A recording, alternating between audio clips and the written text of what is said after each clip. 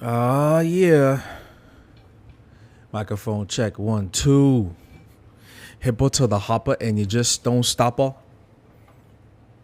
Yeah, I mean, what's going on, y'all? What's up? What's up? What's popping? All right. Yeah, we here, yo. We here. Let's finish up this dragon, man. Dragon number 90. What's it? 92. This is gonna be part 3. I didn't charge my iPad enough, so I would have been on like an hour ago, but maybe like half an hour ago, 40 minutes ago, really. 40 minutes ago, but I had to charge it up just a little bit. That's why you can still see the lightning connector in there. I should be streaming on X also, but I can't right now. Yeah. And I really want to be on X. Oh, it's a little too loud. The microphone is just a little too loud. Okay. How's that? Oh, I messed up.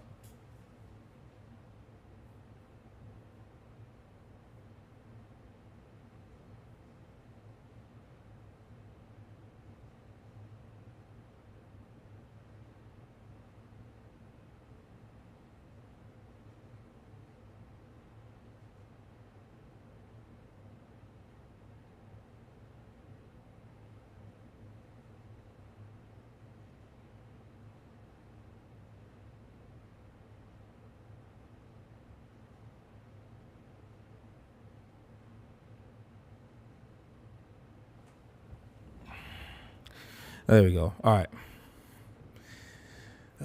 Second view, a little bit bigger. That's better. All right. All right. Cool.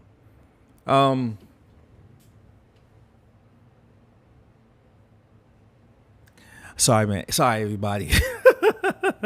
I apologize. Look, I'm a one man team right now, and so when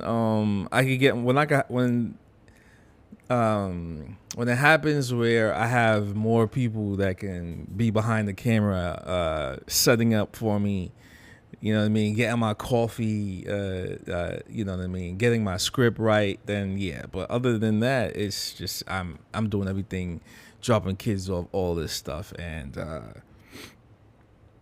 I'm working this thing to be a full on dope production. You know, it's hard to do everything by yourself. I'm not one of them type of people who say, I'm gonna do it all by myself. No, I can't. It's not. It does. It's no type of business nation can be done by somebody by themselves. Whenever you hear that self-made, that's you had to have help, you know, unless you came from money and you're that smart where you didn't need anybody's help. You know what I'm saying? Like, at one point while I'm drawing, I'm gonna be doing this stream. I'm gonna be in a business meeting.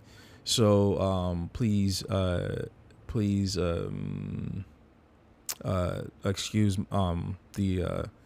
The audio is gonna go blank, and I'm gonna be in just a quick business meeting, and I'll jump back on. So it'll probably take about like 45 minutes. Yeah, maybe 45 minutes to an hour during this stream. Okay, but you know, with that said, let's go with what's about to happen. We're gonna finish dragon number 92. This is another full frontal dragon that I did from the original book. Oh man, it's just so is it me? Is this really washed out, man? That's better. Is that easier? I know I did drop the contrast down, but I need another lens, man.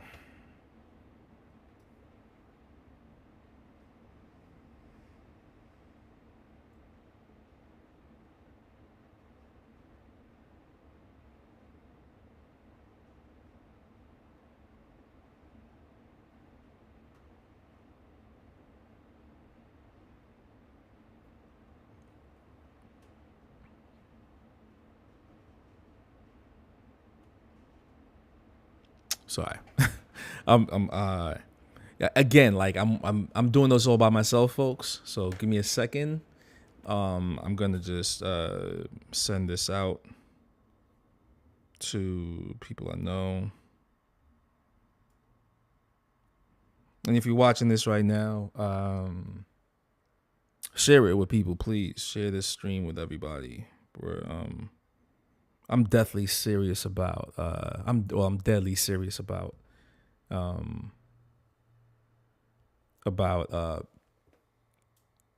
This is gonna be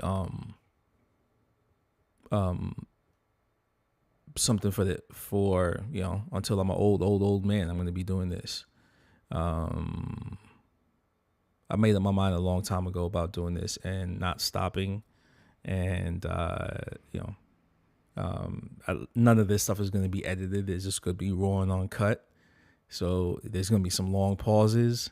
You can always fast forward, whatever. I like that format of just watching something, coming back to it, watching it, coming back. You don't got to finish. You don't got to watch it for whatever, like it's like Bob Ross. I never got that when I was younger. I never understood like just long format watching someone paint. It was just like, yo, painting like, but now that I do it, that's a part of art, right? And now that I really do it, it's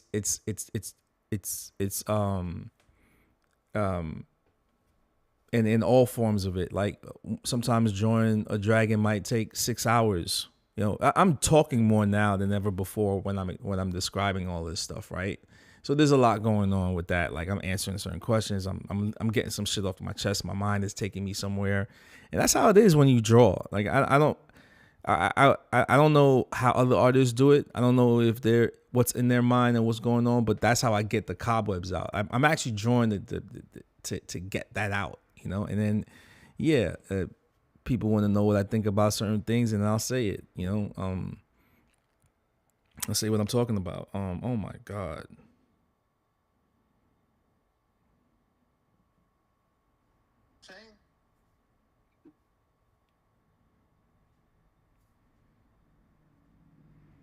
The shit that's on YouTube right now, man.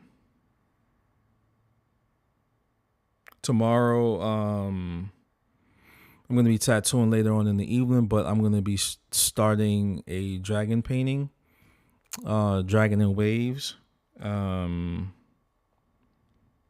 someone back east.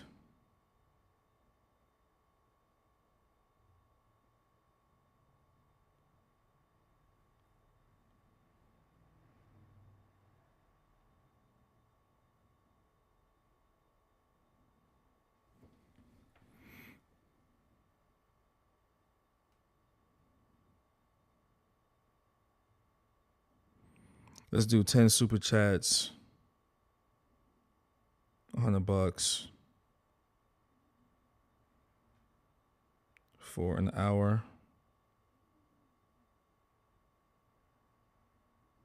I will be giving away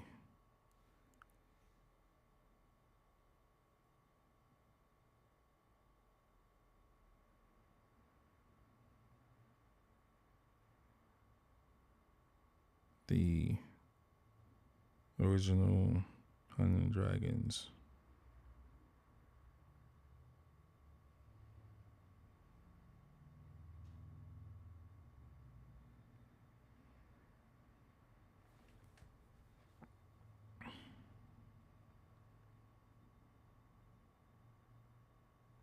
Volume 1 to the first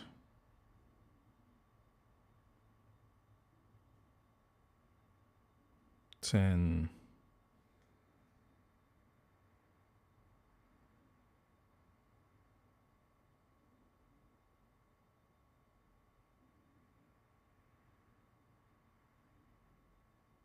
super chat.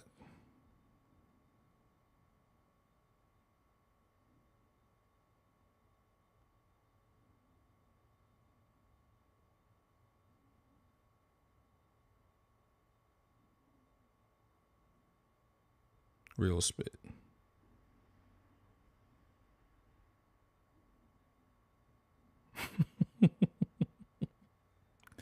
Real spit.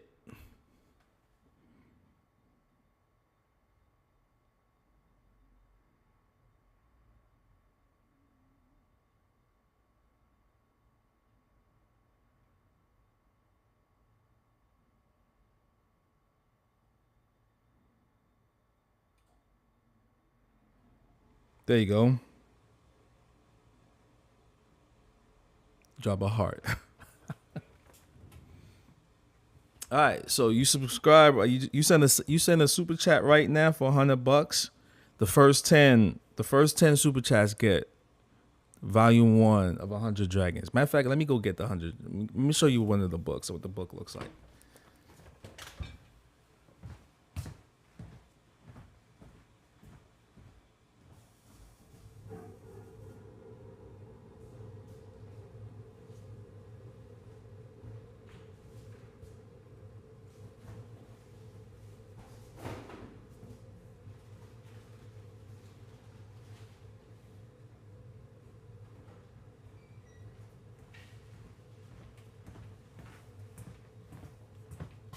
Look at that. And it's come signed also, folks. Hardcover, signed. All right. All right. Here we go. Can I edit this?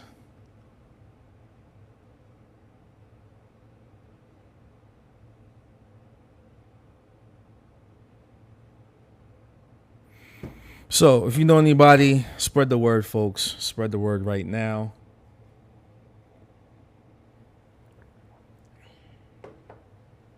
Is this thing moving?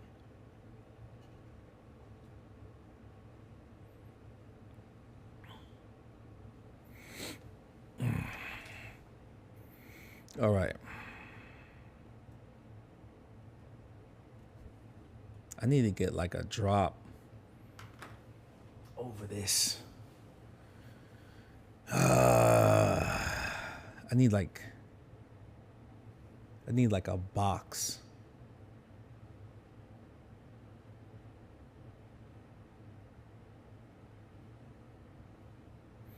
I can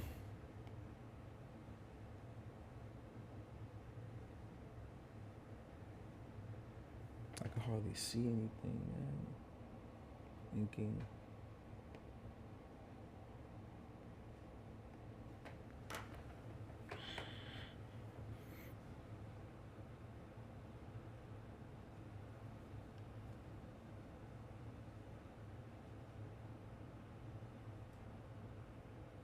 Why they keep showing me this, man?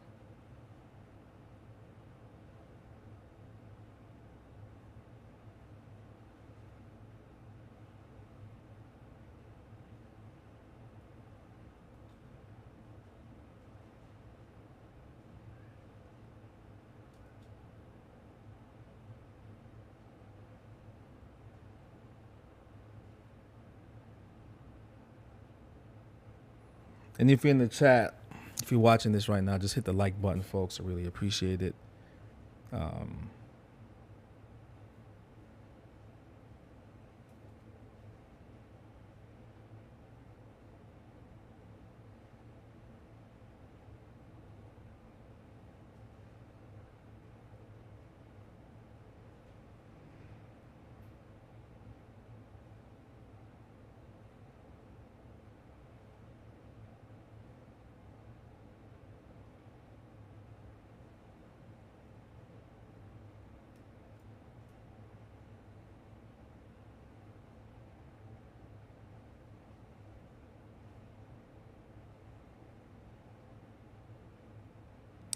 Yeah, sorry. The thing is I have to kind of do this right now because it doesn't let me do it. I told you, I'm a one-man team right now. I'm a one-man team. This is how it starts out when you do this type of stuff, man. It's like you're a one-man team and you gotta kind of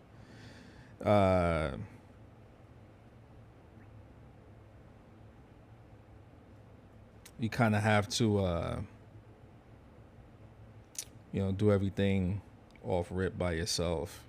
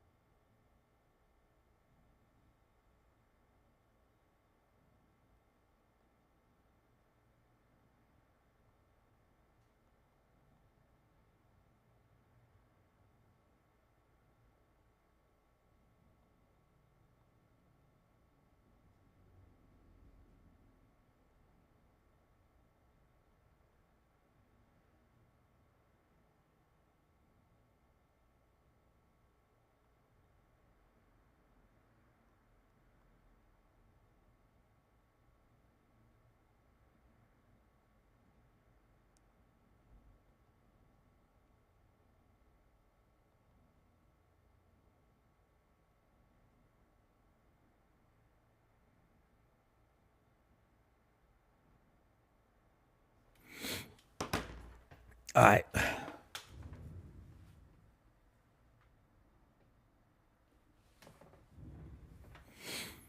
Okay. All right. Okay, so let's start with the head. I usually, start with the head. Oh my God, I need to.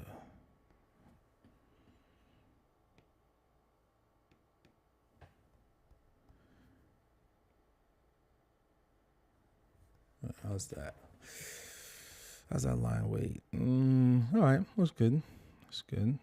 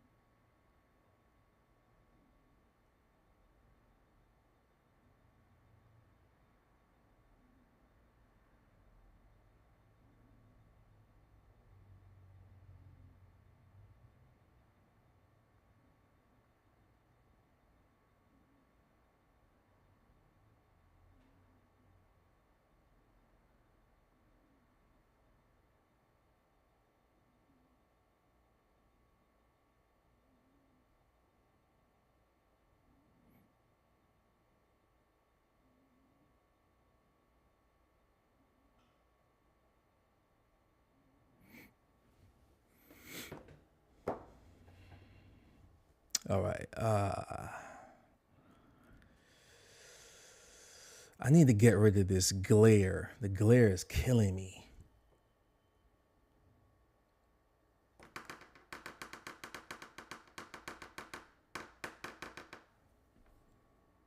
How's it look, folks?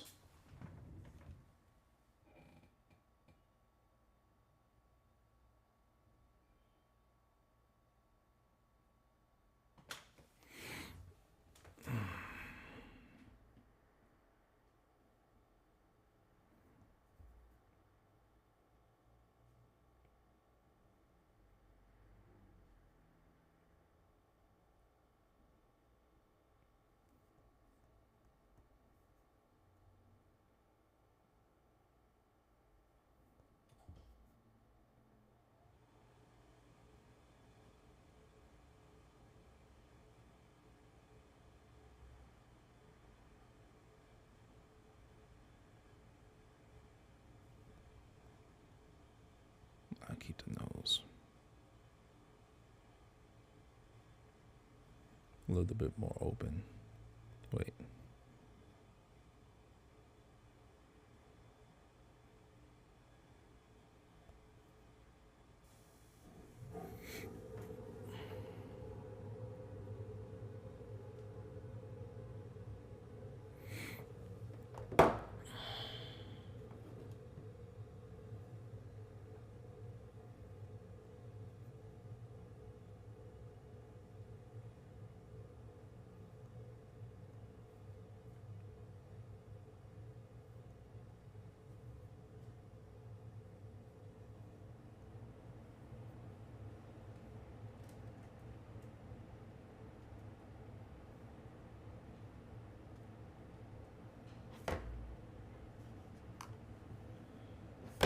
Ah.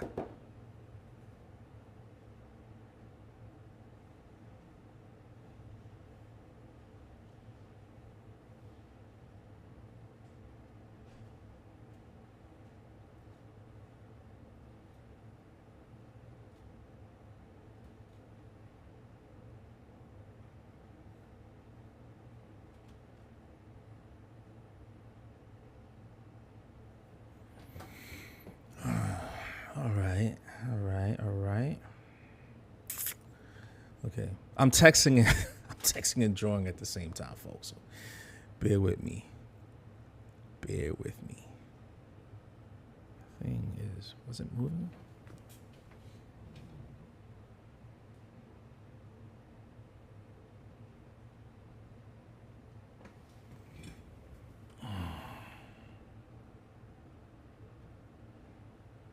Oh, the glare's not too bad. All right. Studio Koji says not too bad. Man, working on a drawing for a tattoo here and watching. All right, cool. Yeah, I gotta get rid of it. See, I like this window here. I like how it has like a. I like how this one here is a little bit more darker. All right, it works. I think it just works well on the. I mean, it's at a different angle. Still see a reflection in that. You can see my hand moving up in the top corner, like that reflection off. That's. But,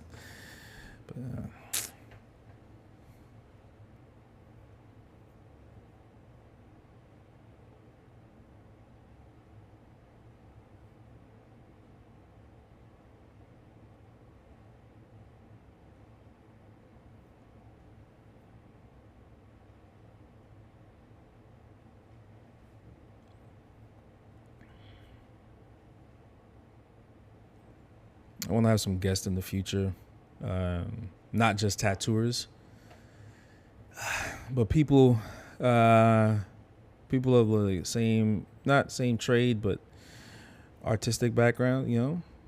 Good artistic background, painters, architects. I won't, I'd love to see. I would love to see the process. I see a lot of that stuff in like time lapse, but it's cool and all. But you do learn a lot in the time lapse. But I like to come back to it. Come back and watch a little bit more, and walk away. Come back, watch a little bit more. It's good like that, right?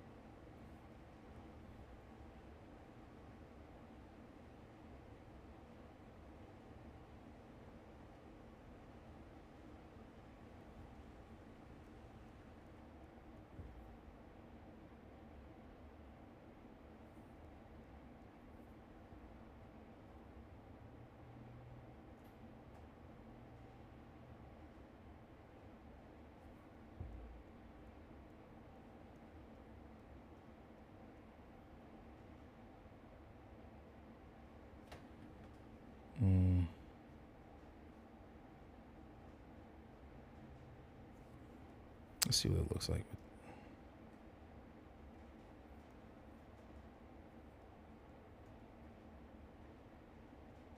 Wait, this is not in the middle? God damn it. Do over.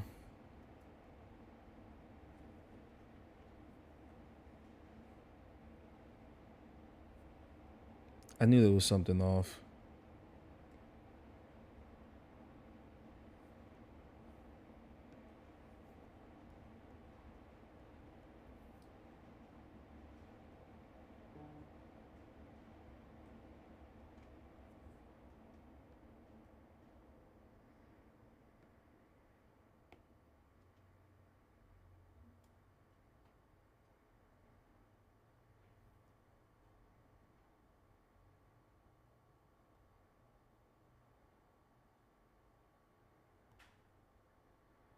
All right, that's good. Whoops.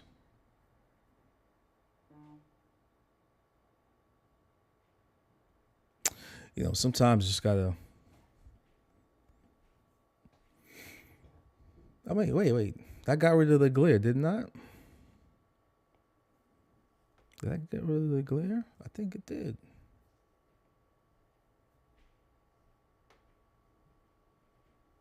So, what you don't see is there's a huge screen in front of me.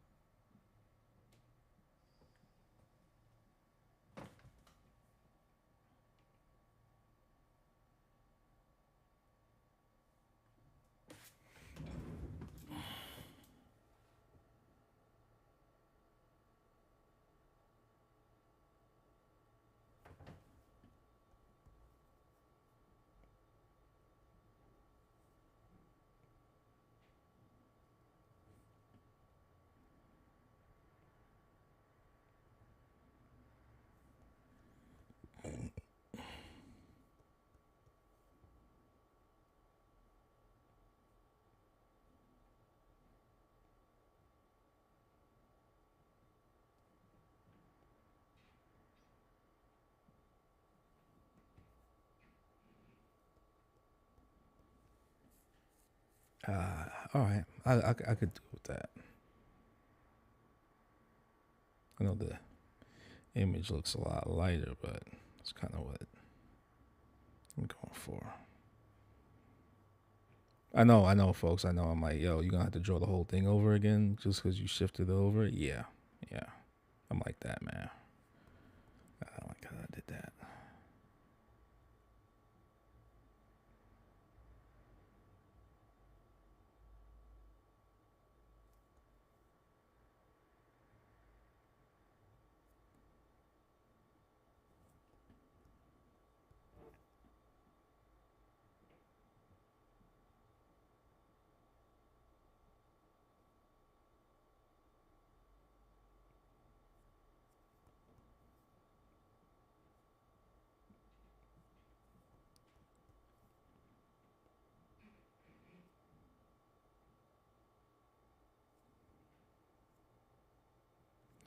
You know what movie I'm watching right now that I haven't watched in a long time is the Jack Nicholson movie Wolf. Anybody seen that? Anybody ever seen Wolf? I was like, yo, and this is like after he did Batman, I think.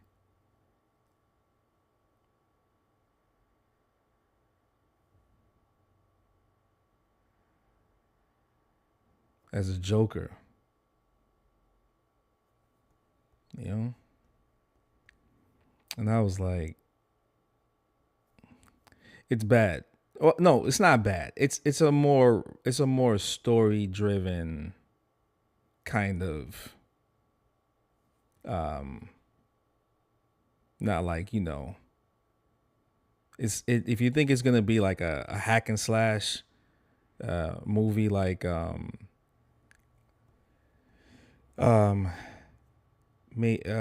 American Werewolf in London or American Werewolf in Paris, it's they weren't going for that. They weren't going for that. This movie is a lot more story driven. Like when they were doing it, they really sat down to write this. I don't know if it was from any books. I have to look it up. I don't know if it came from a book or anything, but I'm not gonna say it's bad, but I wonder if Jack Nicholson had any input in it. I wonder if he was like, hey, you know, let's make it a little bit more deeper. If I'm doing this, it's not gonna be ripping people's throats out. Yeah, you're gonna get attacked, but like, you know, it's gonna be a little bit you're not gonna really see it at times.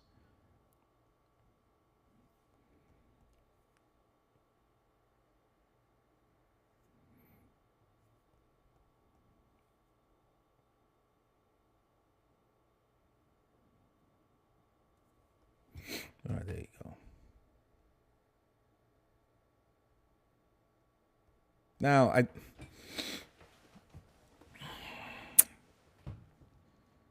the process for these teeth are more like tiger teeth.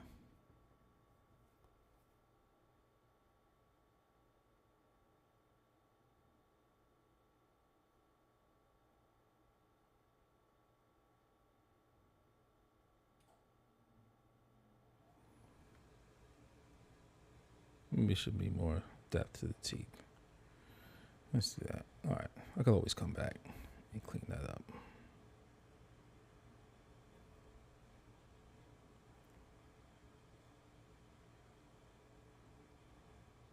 Or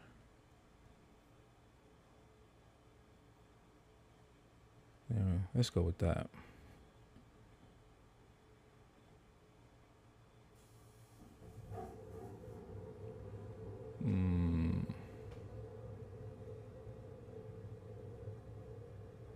So it's figuring out, you know,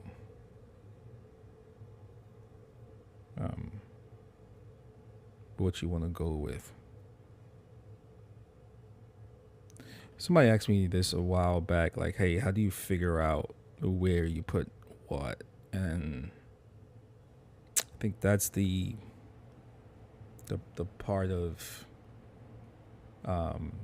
sketching it down. Like when I'm drawing something like this, it's I mean, it's a dragon, right? And it's a dragon design that's like, I mean, you have so many. It's a serpent-like creature, right? So there's hundreds, thousands of positions and that you can put this dragon in, right? And so like the main idea is like it is a serpent-like creature, right? And so studying how snakes move and so forth and so on. Like, all right, a snake moves like this, you know, that very S shape curve, right? Like, all right, what was I looking up yesterday? All right, see, like, I'm saying to myself, like, all right, with this snake, you can get a lot from it, right? So you know where the head is positioned, how the head to neck transitions. Man,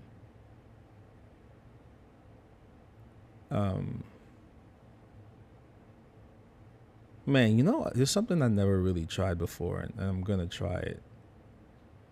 Where is it? I just saw it. You know, I'm gonna come back to it later. Let me see if I can actually pull it off. But so like that's it, right? And now so you're mixing. So you understand? All right, this is a serpent-like creature, and it has certain characteristics of different animals.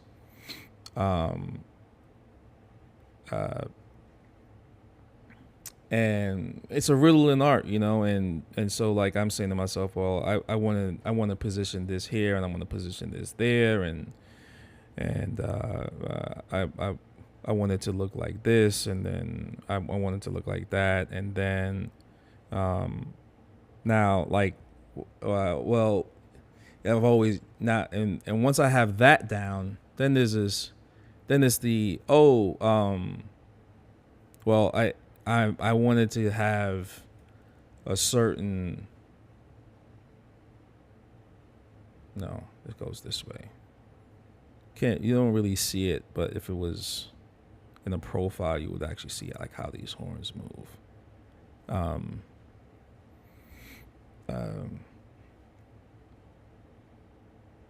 These are like oh god, I missed my train of thought. It'll come back to me, but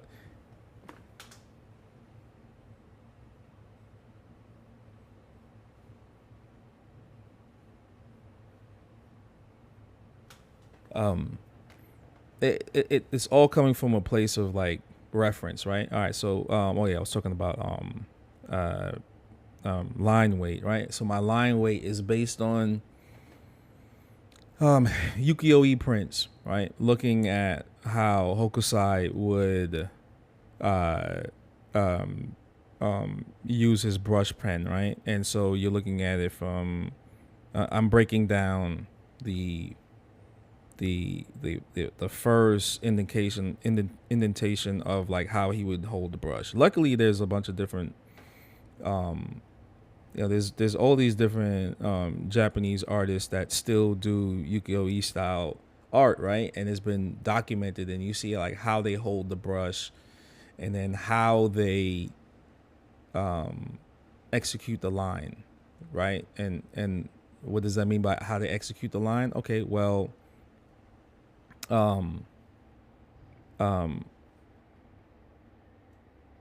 the starting point, right? And it's usually from, you're holding the pen, and if you're looking at it from, look at what I'm doing from like the top side of the picture, right? And so the brush is usually straight down. Well, I just put black. Let's go back to black. All right, and then and it's kind of like that. It's movements like that. Okay, so now I've kind of locked that in over time. And that's kind of like what I do. And that's I'm doing that constantly. I'm thinking about that. Now, of course, it's rooted in that. The line weight is rooted in that. Is rooted in ukiyo-e brush work, brush style. Right? Now, and then it just has grown from there.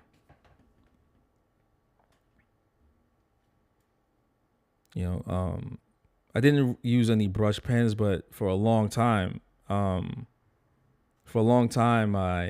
just used brushes when I was doing my early paintings of things that I wanted to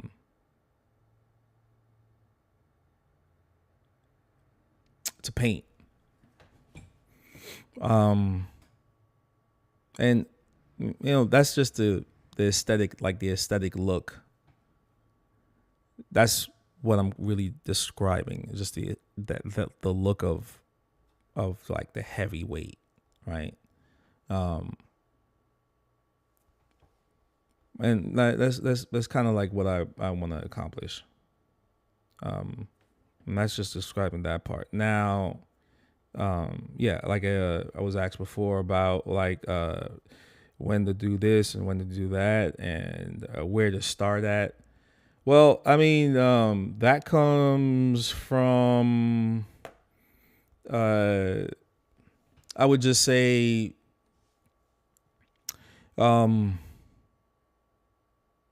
just the drawing process, right? The drawing process it'd be anything, like, let's say like, oh, well, draw a person, I don't know. It's always starting with the head first, draw a person sitting down, so it'd be, let's say, framework, and then you just do that, and you're blotching everything in, and then, like it's that, and like, oh, well, what's that person doing? Oh, they might be just reading the paper. So, like I've distanced the paper from their face, like that. So like I don't have to draw the other arm. I know where the hand is here, and then the hand is gonna be here, and then maybe bring the shoulder, maybe bring the arm back a little bit, and then this is here, right? And so, it's always the head first, right? And so like this person's sitting here, right? Tapping his feet. I mean, like, reading and tapping his feet, having a good time, right? And just the chair could be one of those like really nice ergonomic chairs where you can, there we go. There you go, sitting on wheels, bong, like that. And then once you get that down, then it's a refining process, and you start with the head again, and then you do that. And then, well, where do you start on the head? Well, the eyes, you get the eyes down, then the nose, the bridge nose, and then the mouth, and you go from there. You go to the ear, the chin to the ear to the top of the head, or well, whatever makes you feel comfortable doing. That's kind of that. And once you start building that out, well, you know, like sometimes it's as an artist, it's good to just go, this is something that I wish I had done when I was younger. Well, I kind of did have a good idea of doing it, and I did have a camera at one point, but I bought a camera and I would just take pictures of random people in New York. Some people sitting in the park, right? The best thing is working off a reference, not straight off your head, you know, because then it's just like, there's limited images in your head that you're going to be referencing from. But if you can draw people sitting down in the park all the time, then you're building not just the not just the forefront figure, but you can have things going on in the background, right? It's not that hard. And it makes it a lot easier to do it that way. And it's like almost the same thing with a dragon. Well, there's no dragons that are alive now, right? But they kind of are, right? There are certain lizards that have dragon-esque movements. So it's like you could just take a lizard's legs, right? And then put it on a snake's body. And that's kind of really the cheat code, you know? Well, if you want lizard legs, or then you're designing dragons that have more of lizard legs, right? But then imagine if you mix it even more, like you're taking like maybe like bear legs and then giving it reptilian features. Then now you have like a reptilian, you know, like now you have more of a muscular animal like a bear, and then wrapping it in reptile like skin. And so now you have something more like bulkier. So you have a bulky body. The body has to be just as bulky to have those legs, because it'll look weird, maybe funky, if you had like skinny body and then bulky legs. It can work maybe, but you know, but then it's up to your liking.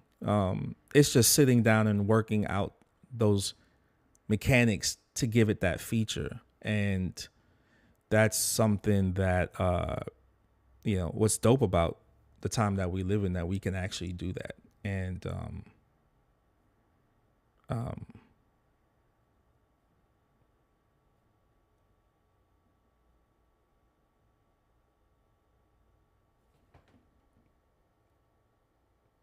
that might be the cheat code to what you want to accomplish. It's using your imagination and saying like, well, this is what I want my my subject matters to look like. Well, how do I go about it? Well, the best way to go about it is referencing certain animals that exist now, and then you're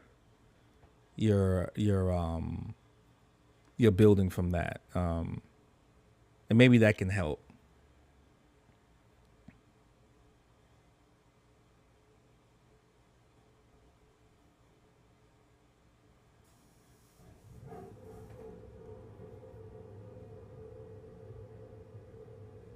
I'm never going to say like, oh, this is, well, this is my interpretation of something that I draw, right? But and I'm not, you know, one of the things also about me is like, I'm not afraid to admit to who my early influences were in drawing dragons. You know, it's guys like Mick, it's guys like Philip Liu, it's, you know, those are the two European guys I knew of at the time. Then there's also Horiyoshi, and there's Kurunuma, and there's Tomo, and Horitomo, and then there's Shige, there's Tomo Silk Needle, Horiyasu, all the Japanese greats, right?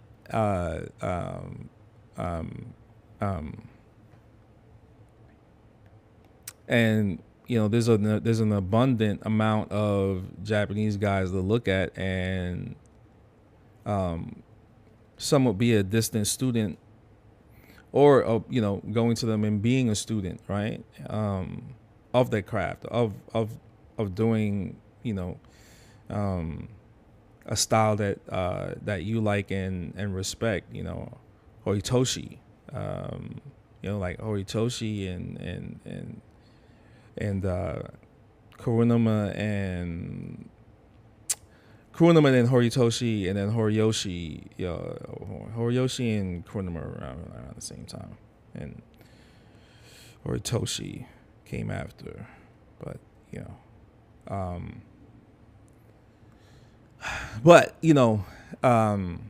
there's Hori Uno. Hori Uno is maybe somebody that one of my later influences, but for what he was doing at the time when he was alive, nobody, might have been Hori Uno, Hori Boon, I can't remember his name, man, but there was another Japanese artist that like after World War I, or maybe before World War I or World War II, this guy was getting busy doing back suits, large pieces in Japan. And that was a really big influence on my work, and especially that, like, trying to figure out how to put it on the body. And especially, like, I'm lucky to have been in New York at the time, because those bookstores that I would go to in Chinatown, the secret bookstore in Chinatown, that I used to go to after work all the time, or before work. Matter of fact, after work or my days off, I would go there and buy certain books that, there were certain, like, styles in it that like I was just, like, blown away by.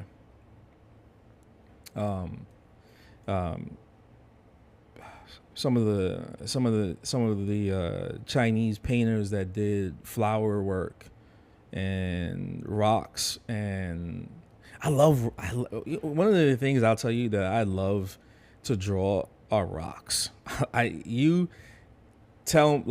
Don't ask me why, but I know water is like a dope thing to do, but rocks are just as versatile. It's just kind of like a filler. It's like it's great.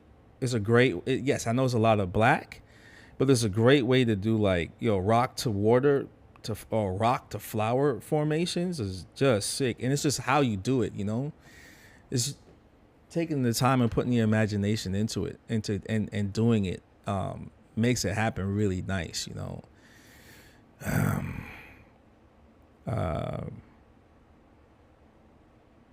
Oh man. Okay. Well, I gotta cut back on my own design.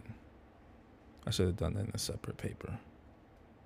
I shouldn't say paper. Say a separate layer. Yeah. Okay. All right. I like how that moves. Movement panim. Yeah. Oh.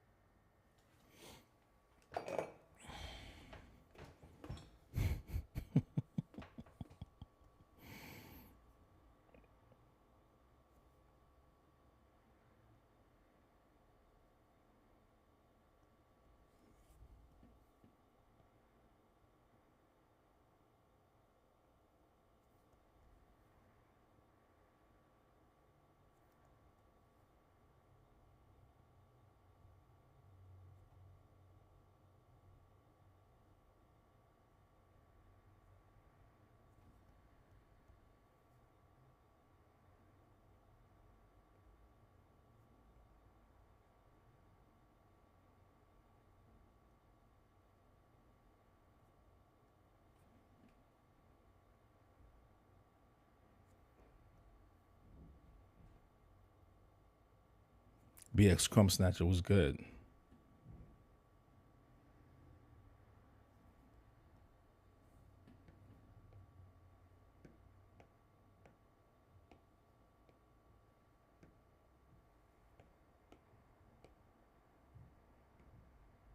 I swear I just did that there and it didn't do it.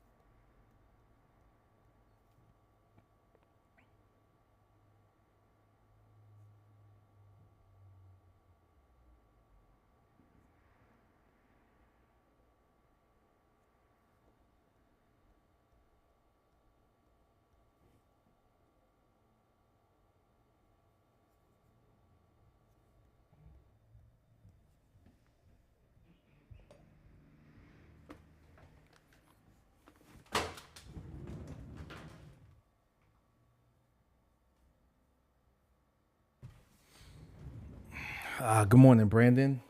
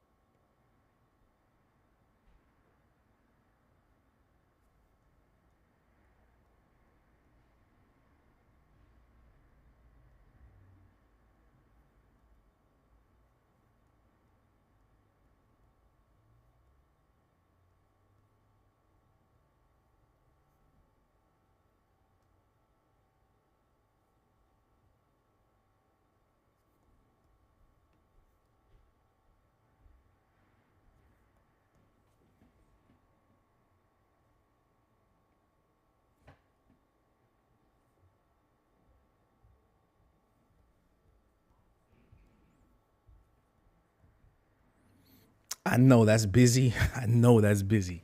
Most people wouldn't even do that. It looks good anyway when it's done. I did a color study of it. Trust me, it looks good.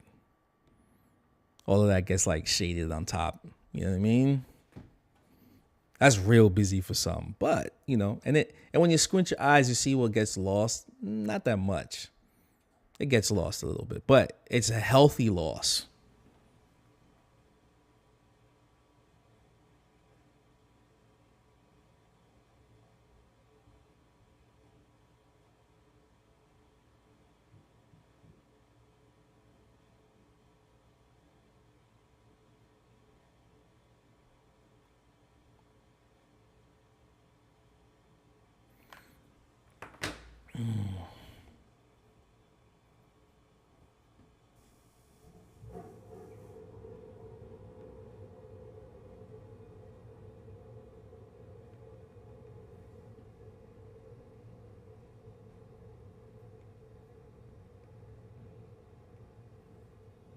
I saw a tattoo done by a Japanese tattooer, and when you saw the drawing, it looked busy, right?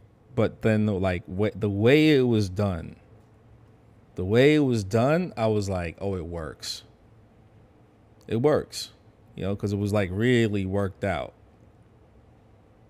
Like the way the shading was done, the way the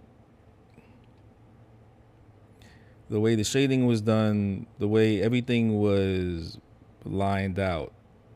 Even when you squint your eyes, all right, this looks cool. And I think that's what it was. I think that's what like that attracted me to it, was that how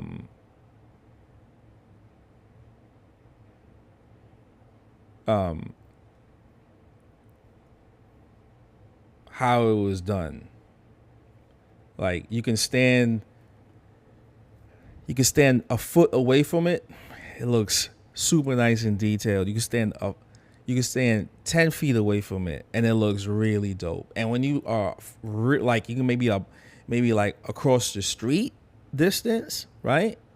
50 feet away, 15 feet away, it looks sick because it worked at all angles, and I like that.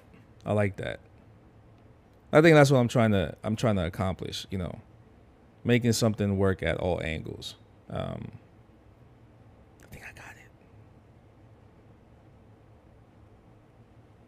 it. Bold holds, right? Bold holds and all that jazz.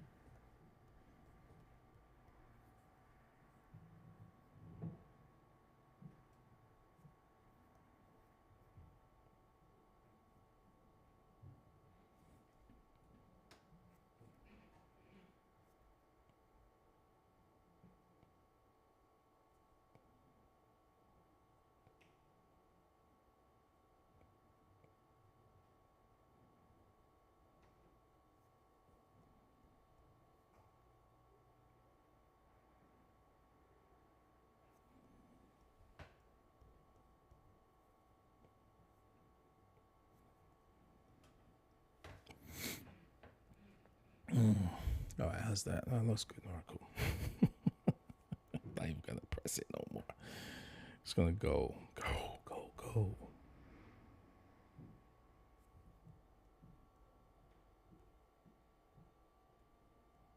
Tell you, man, like,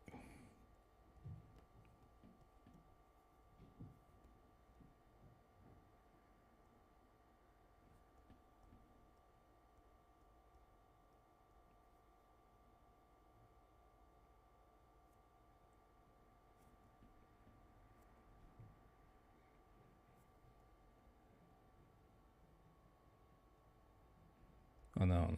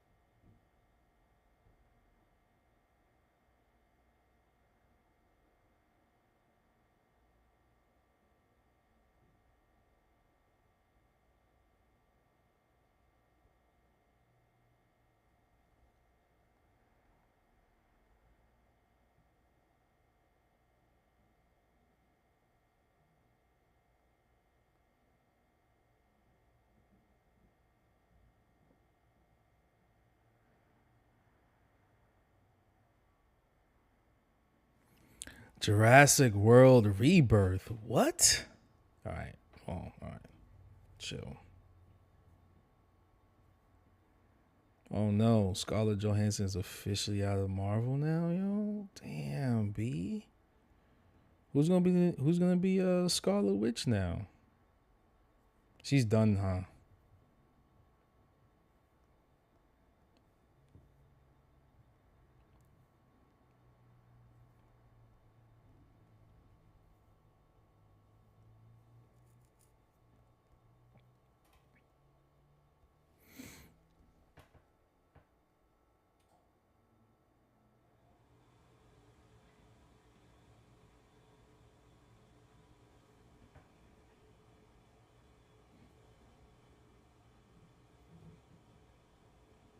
There we go. Hey.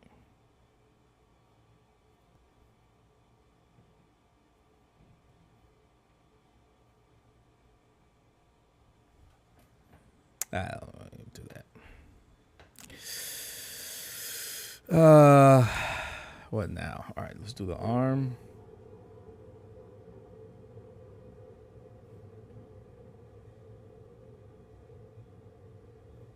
Let's make that attach.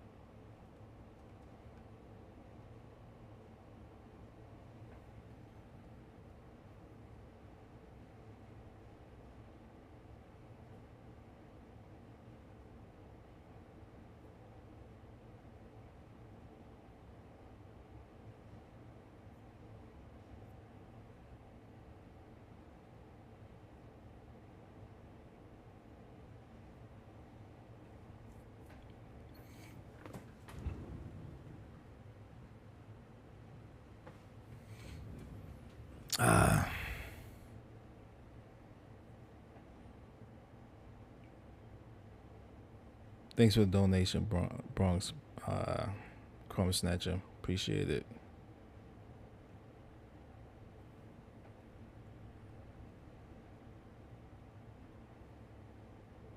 You saw Funk Flex today. Hey, yo. Next time, yo, BX, next time you see Flex, tell him stop it with the, tell him every time he opens his mouth up about Pac or anybody from Cali, he makes it hard for dudes in New York that live out here. Dudes from New York that live out here like myself. Tell him to keep his mouth shut, man. Because life is networking, right? And he's good on the East Coast. He never has to step foot on the West Coast. So tell him, I'm tired of people asking me about him. I don't know him. Yeah, I'm from the Bronx. Blase blah. But tell him, shut up. The world isn't like the 80s and the 90s. There's technology. There's all this stuff now. So whenever he opens his mouth, God damn, he makes it hard for dudes like me, man. So just tell him shut up. Tell him I said it. Tell him I said it. Nareed Avenue.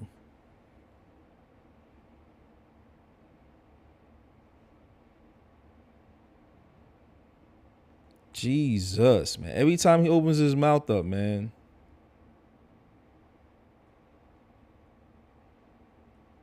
The dude that I used to get my hair cut, I had to stop going. Just to get a shape up, yo. I had to stop going because it's just like he started ducking me. Like he ain't trying to tattoo. He ain't trying to cut no dude from New York's hair. Like, oh, we had the discussion about it. All I had to say what I had to say about it. I agree with him, but guess what?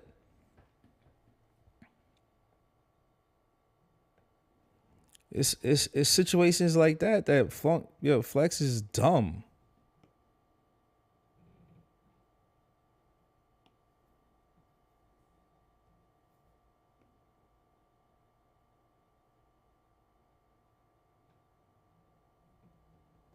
For real, man. Tell him to shut up, please. Stop talking.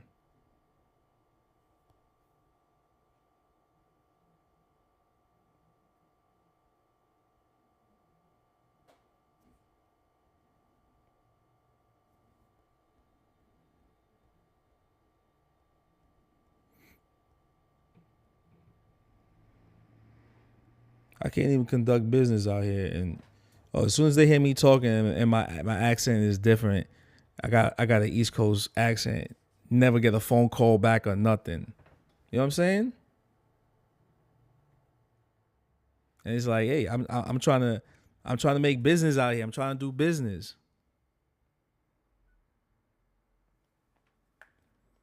I'm trying to do business, and I can't do business because they asked me about Funk Master Flex. Jeez, man.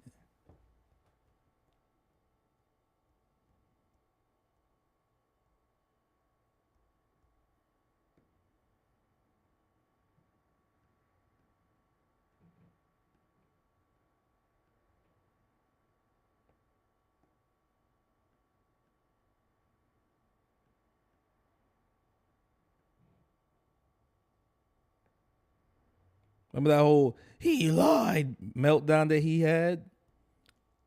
Oh, man. Situations like that. Situations like that, man. Like, so what, dude? So what?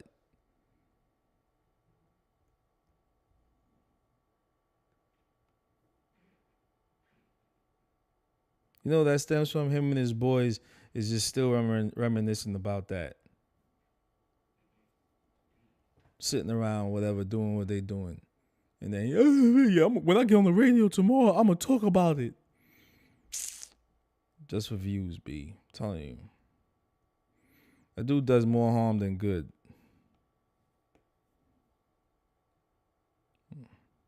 BX over here laughing and shit. I'm sick. You know what I'm talking about, man. Oh my God, man. Like, it's over with, man.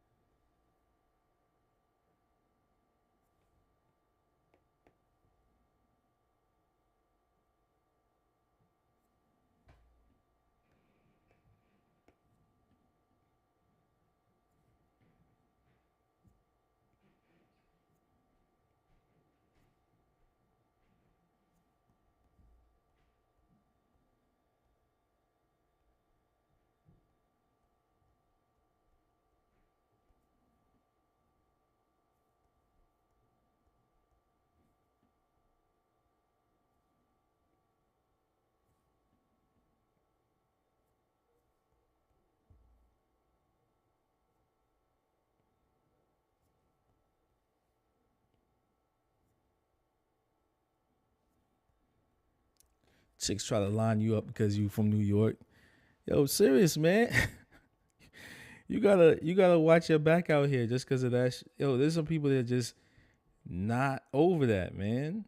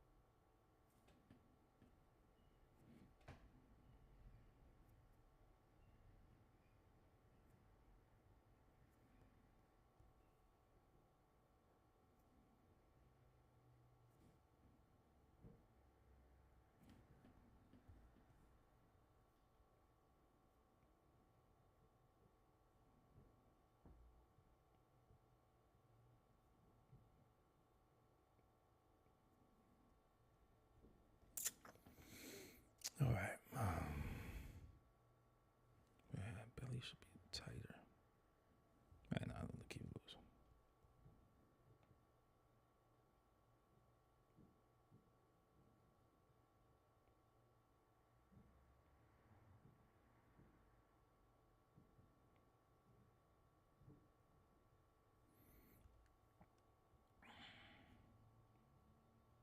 Since this is a frontal and it's more dragon body and flames all over the place, I'm drawing and cutting back real quick so I don't get lost later on. All right.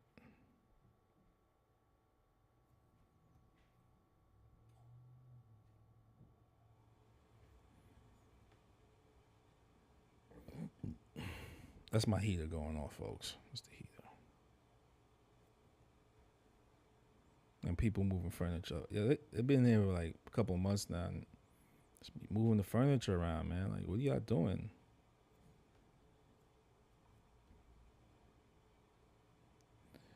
That's wooden floors up there. Them floors must be wrecked.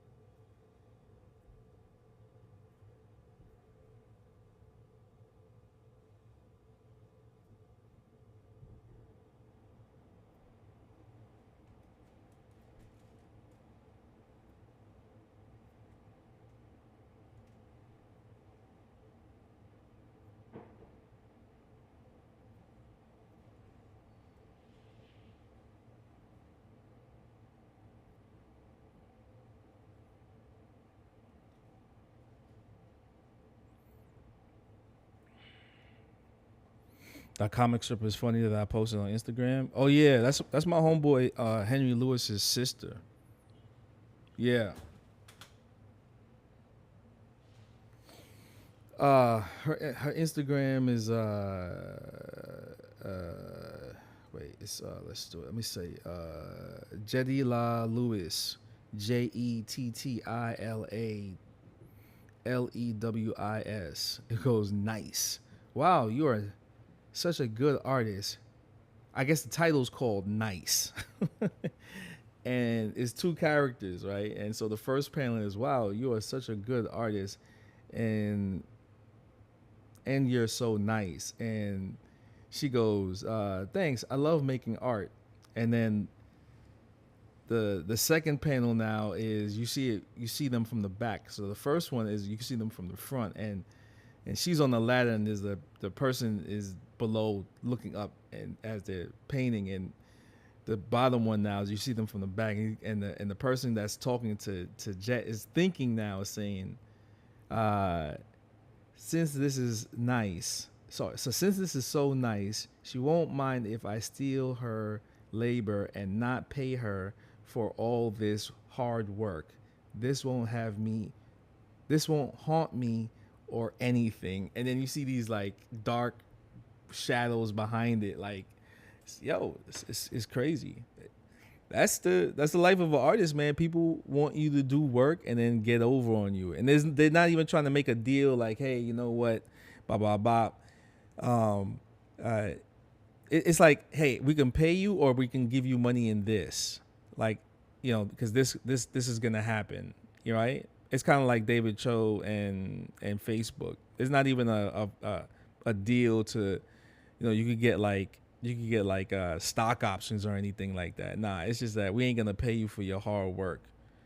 You know what I mean? They treat you like slave labor, yo. Like, oh, you're gonna get nothing for all this hard work, because you know what? Most people just have never drawn a picture in their life, and they don't even understand that. And I've seen that in tattooing. I had it one time where I tattooed the dude, and he walked out and never came back. You know what I'm saying? And I know that I've known this happen to other tattooers, and it sucks because it's just like, you know, it's like the jokes. It's the jokes. It's like the jokes culture. Like I'm gonna get this much work from this person and not pay them for it. Meanwhile, that person has a 9 to 5. This is like not a 9 to 5, but this is their way of paying their bills.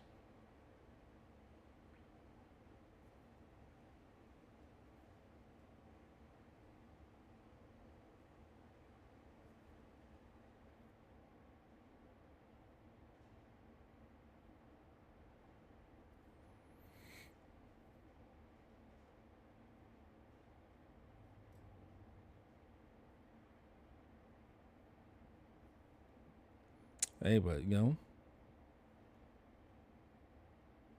pay up.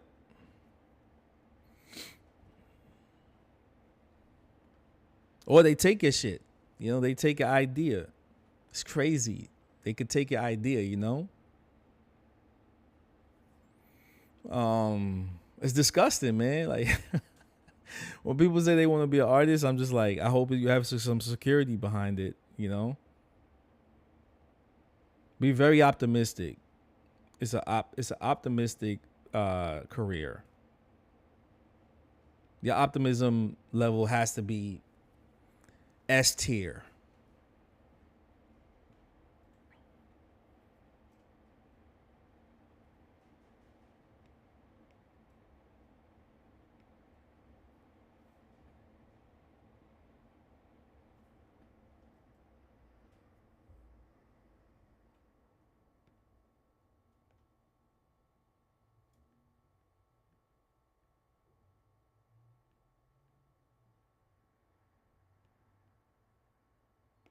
It's gotta be like S tier level of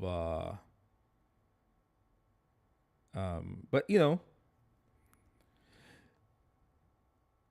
S tier level practice, But I mean, what it is that's why there's lawyers. Like every artist should have a lawyer. I don't care who you are. Like, I don't care what kind of art you do. Have a lawyer. Have a lawyer that writes up a contract. You know what I mean? And they have to abide by that contract, or you don't do it. Like, cause you know,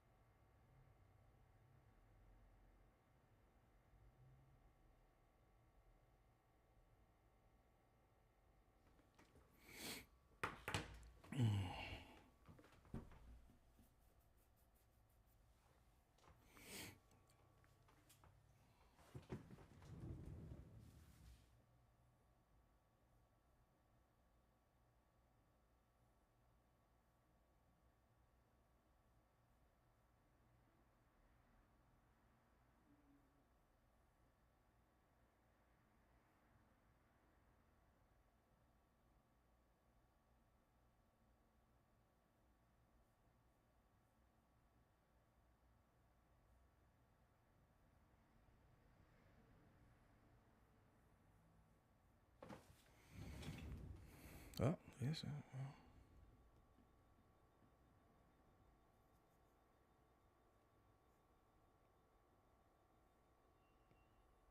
Oops. Layer.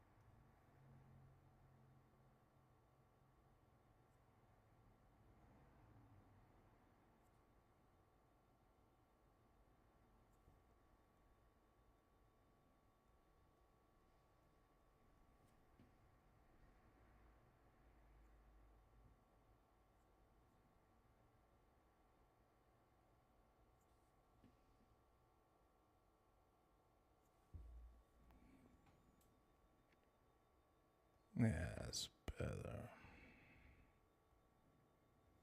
Tail movement.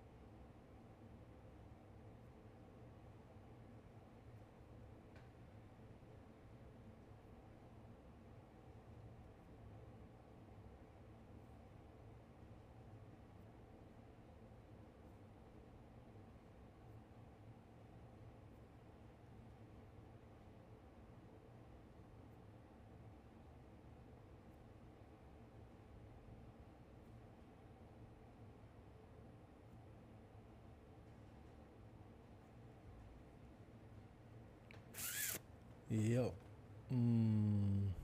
There's that. Belly movement. All right. I mean, what I got. Oh, I'm on 100%. Yeah. We're on 100%. Yeah. All type of fuckery today.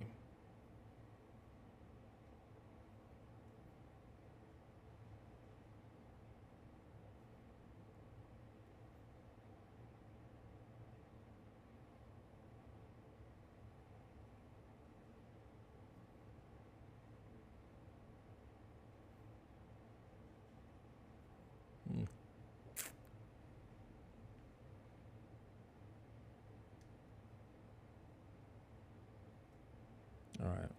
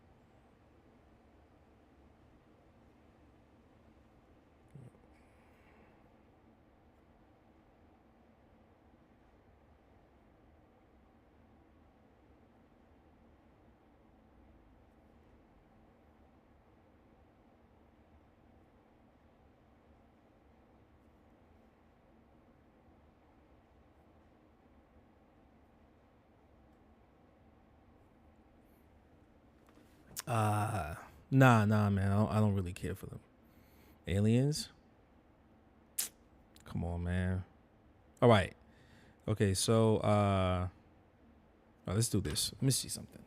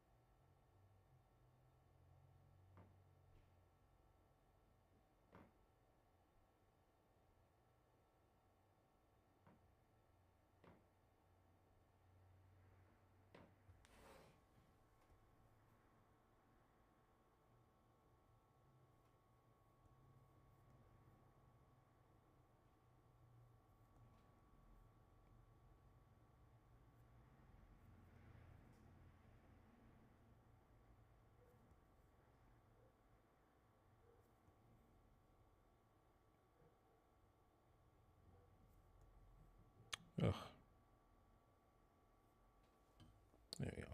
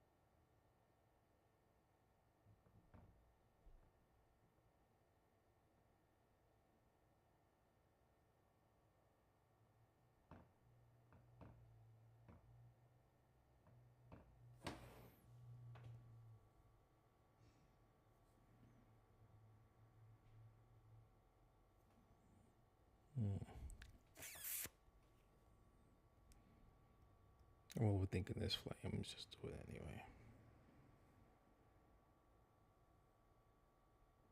Maybe that's what it was. There we go.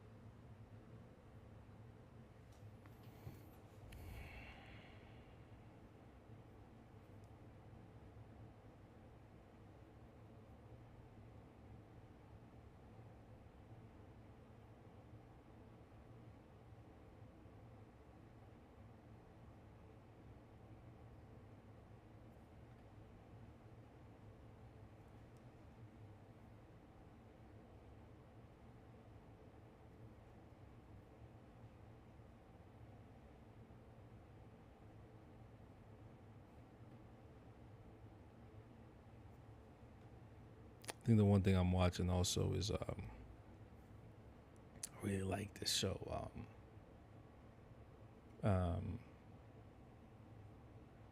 Secret Level on Amazon.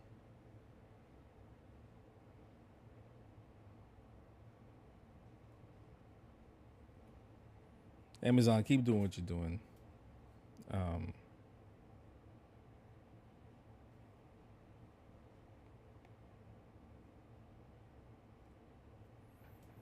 Amazon should become the new sci-fi channel.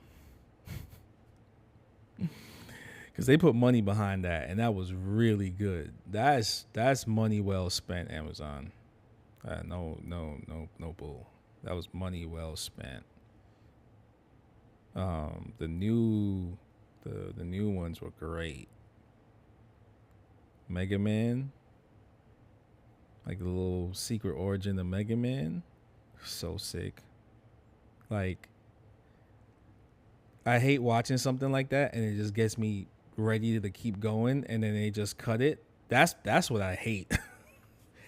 That's my only gripe. My only gripe about it is you left me hanging like, yo, yeah, he just teleported him to Mega City, just like how it would be in the game. You know?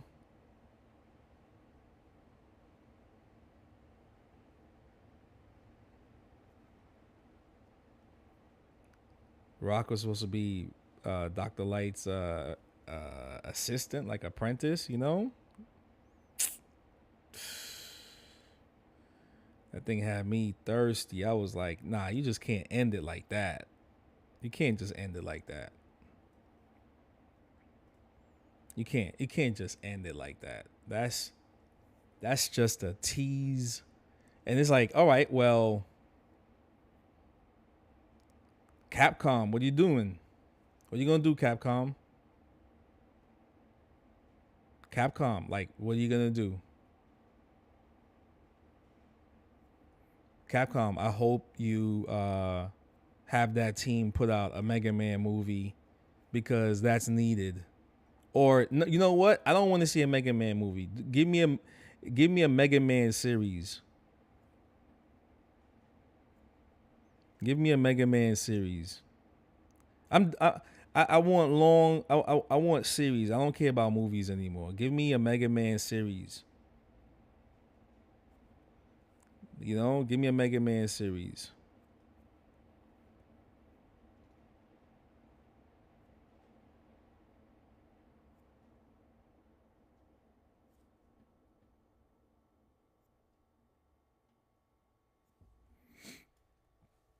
I want a Mega Man series like that. That joint was fire.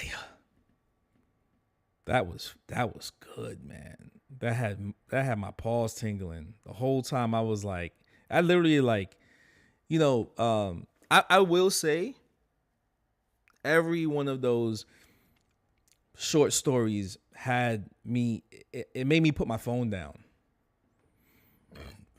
It made me put my phone down. You know, like some movies, like some shows, like you can ask my wife. She'll tell you, like, I can guess what's gonna happen. I've never seen it before, and I'll guess what's gonna happen, and it literally happens. But maybe I could guess certain things that's gonna happen, but I still am intrigued. I'm still drawn in. That's how these secret levels.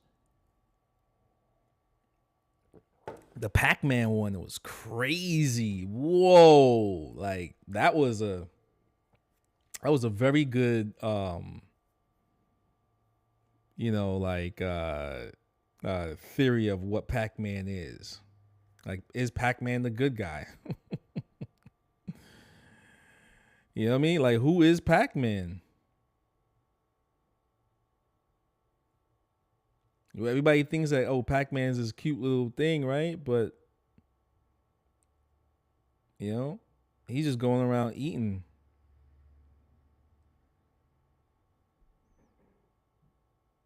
And just because we think, oh, ghosts are, maybe the ghosts are the guards. You know, maybe the ghost of the guards.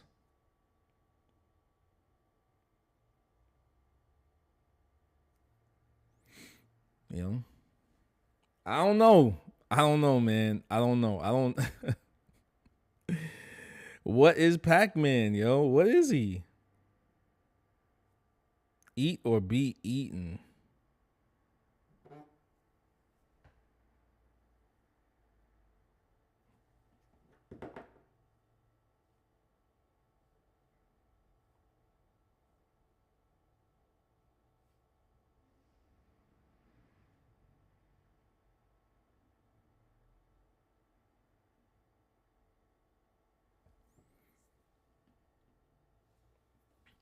Eat or be eaten, man. You know, that joint is good. I mean, everything was good. Like the Armor Core one. Yo, shout out to Keanu Reeves, man. Shout out to Keanu Reeves. The by far, he is the new sci-fi guy. He's always been in sci-fi movies, man. Always. Even romantic sci-fis. Is it called The Mailbox? That's a romantic sci-fi. You gotta think about it. That's a romantic sci-fi, man.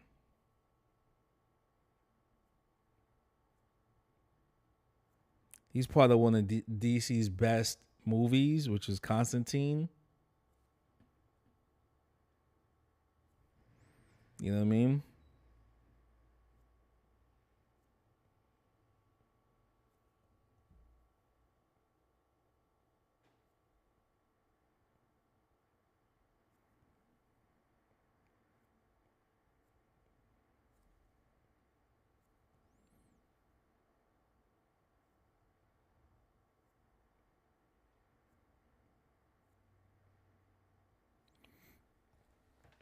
You know, it's a good and I think a lot of people don't even know it, but it's a comic book. It's a comic book, a graphic novel. Is a history of violence. That's it. There's a lot of people that, I don't like comic books, comic book movies. Go watch History of Violence. That's a comic book. Well, you want to see one? You know one of the best vampire movies, 30 Days of Night. That's a comic book.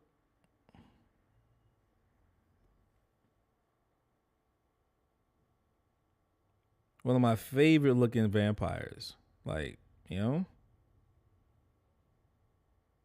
And that movie came out during the time when Twilight was the thing. This was like the darker version of Twilight. These vampires just look gross. Like Twilight had them looking all nice and, you know, he opens these like crystallized and shit. And then you had, what was the other one? The Tom Cruise one, right? Vampires are always like this, like these majestic beings, right? That drink blood. Nah, I'm good. That's what when I think of vampires, that's what I think of. I think of vampires like werewolves. I would consider werewolves the more. I would consider I would flip it. I would be like werewolves would be the more dapper, aristocratic society, right? Because you know how like people love dogs, you know. Like I would think that's the whole thing. Like the werewolf would be a very like, you know, sophisticated being, like the higher ups in society, right?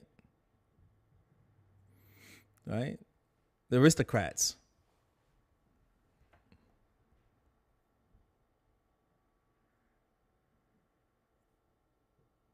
And they have and it would be like they have like a savage, like there's a, you know, like how Wolverine is chill, but then, you know, like if you can get the savage mode out of a werewolf if you wanted to, you know. They would go on like almost like the berserker mode, like they just ravenous, can't really think straight.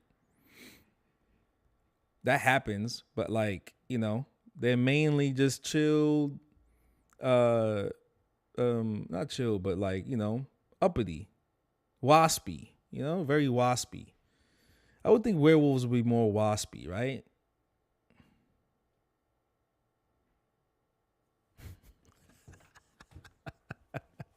Right? They like they got like those huge house. They got those nice huge houses with the beach.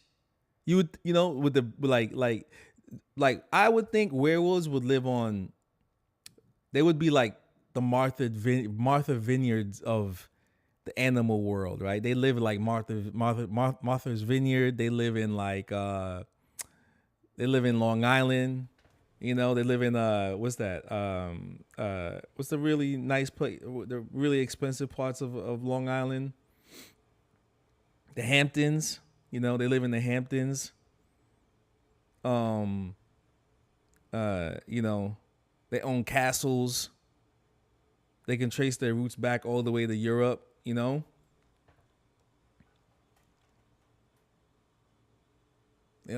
Bats are like in the caves and stuff like that. Ain't nothing sexy about caves, right? So they have like more of a savage cave-like type thing, drinking blood and stuff like that. So Hollywood made vampires like this very like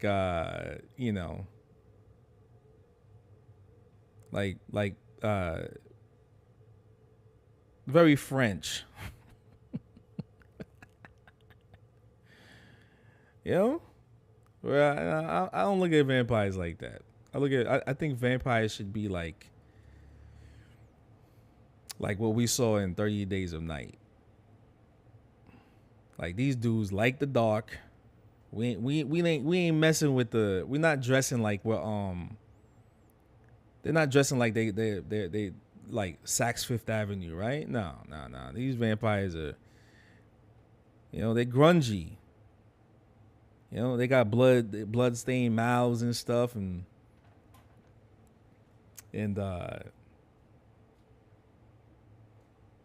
wanting to destroy everything.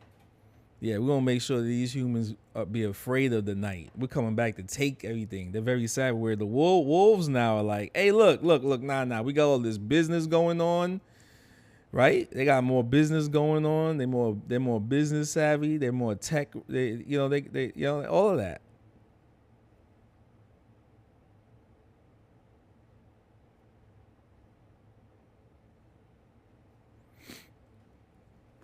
They don't have pets, I mean, they might have pets, but they got like different kind of pet. They don't believe in having pets, because they're the dog themselves, right?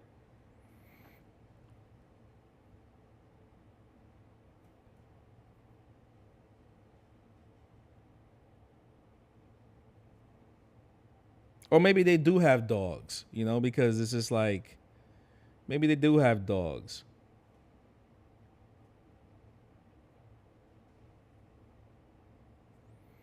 But maybe maybe they have just a different type of relationship that they don't even need. They don't like, they're so powerful as wolves. They don't even have their dogs on leashes.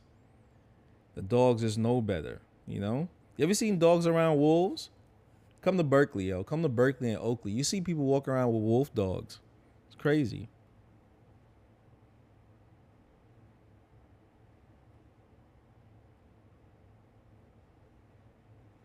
Like vampires are just in the caves chilling,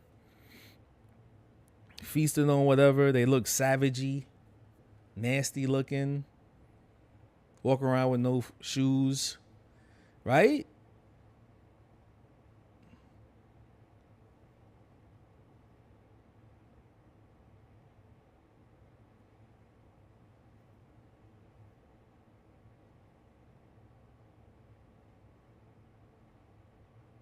They don't really shower.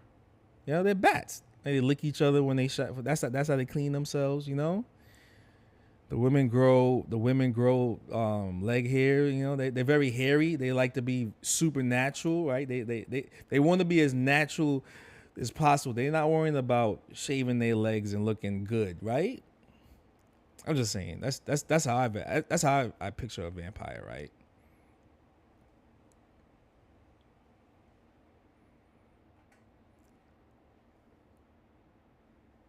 Like they look savage, right? You know what I'm saying? Like remember in 30 Days of Night how she looked? That's them, right? That's them right there.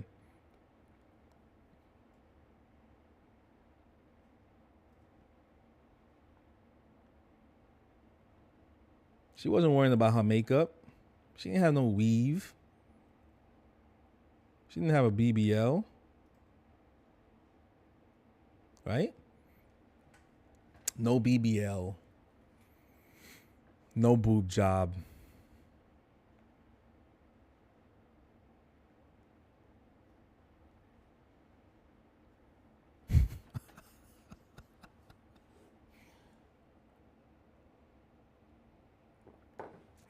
Days of Night is like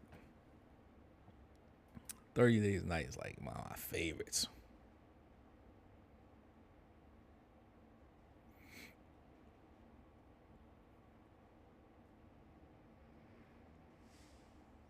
Like if I was to do a werewolf movie, it'd be like that. Oh man, I'm about to write that.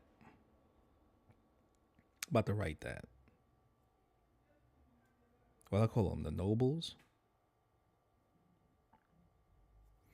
It's just a totally different take on the vampire werewolf mythos.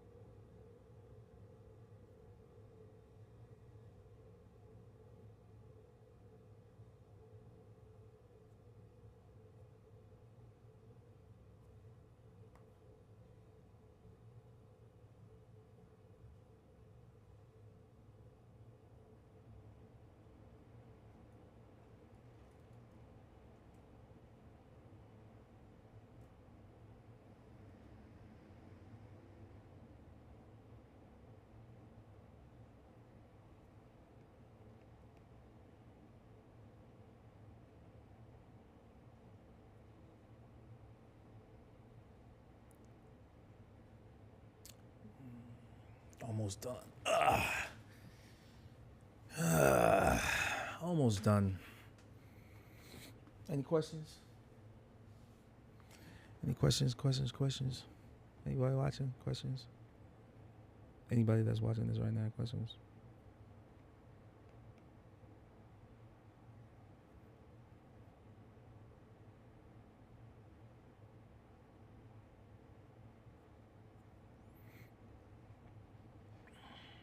I wonder if anybody. All right, let me see something. All right, so there's 24 people. It says, can let me ask something. All right.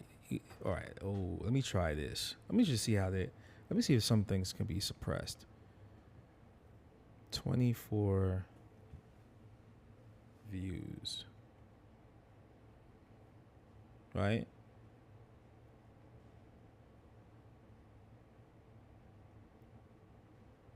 Hit the like button or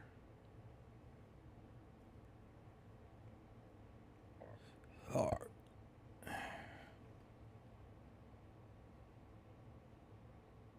button now. Let me see something.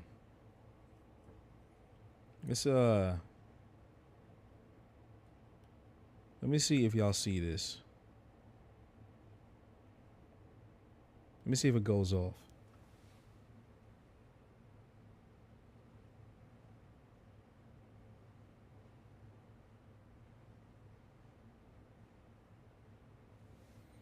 Anybody liking this? Let me see something. Yeah, I'm seeing it right now.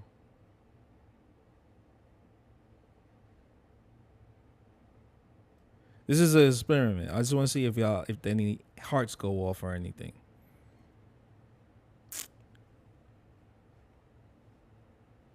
Or up to this point, if you get to this point of the video, hit the like button or whatever. Let me just, I'm just running an experiment. This is just an experiment on if this is like really real. Like this is like if, you know what I'm saying? Like, because then I know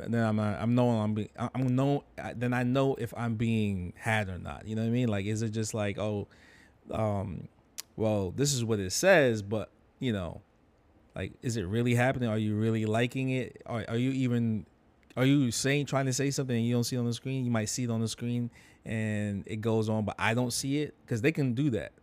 It could be done. There's programs that you could do that. Like, you write something, you think I see it, but then, because if it's like 24 people, then I could see everything that happens, right? I could see it. It should be so slow. It's not like I got like a million people in here and it's just the comments are streaming. I just want to see if this is like a real thing.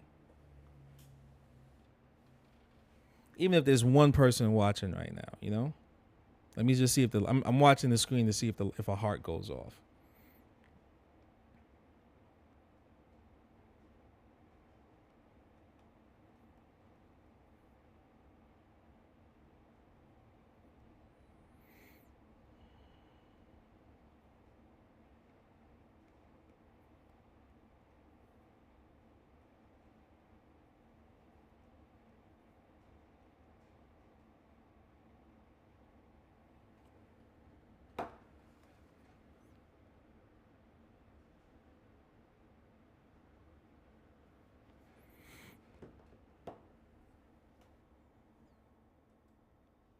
No, I guess it's fake.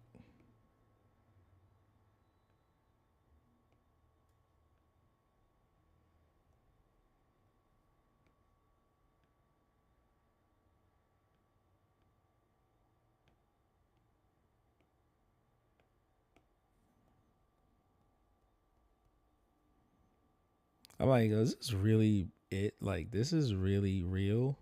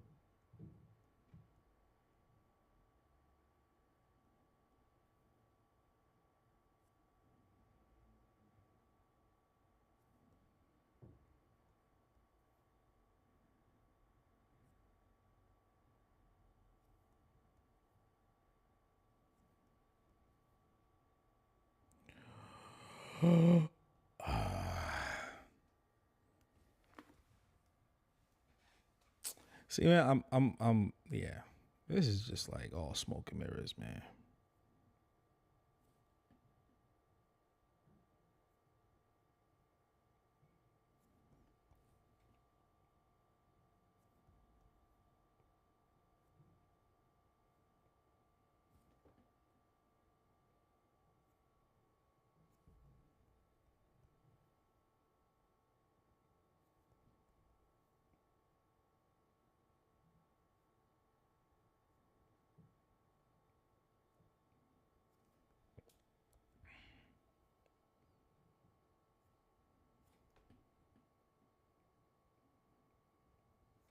What is?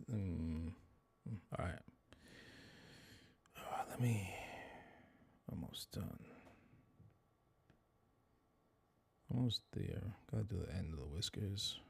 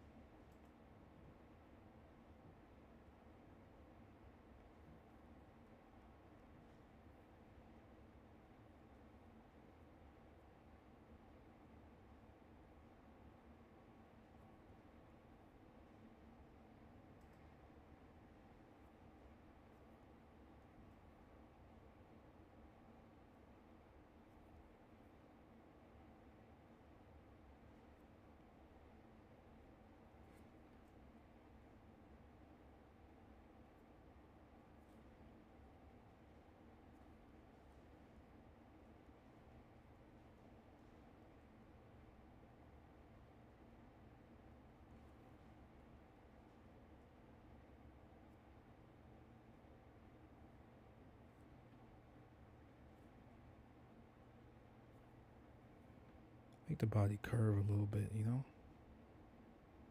That's it. It's a cylinder, you know? Some kind of, you know, curve to it, right? See that? See, there's like a, right, you can see it right here.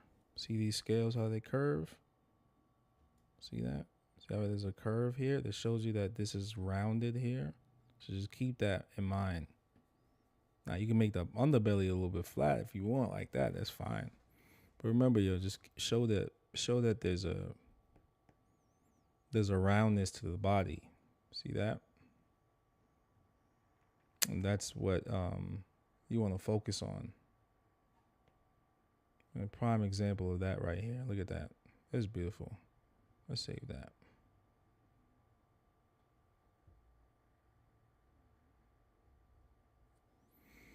That's it, you know. You want to. Oh yeah, that's it. Every one of these pictures just show that, you know, that there's some type of curvature to the body, and you want to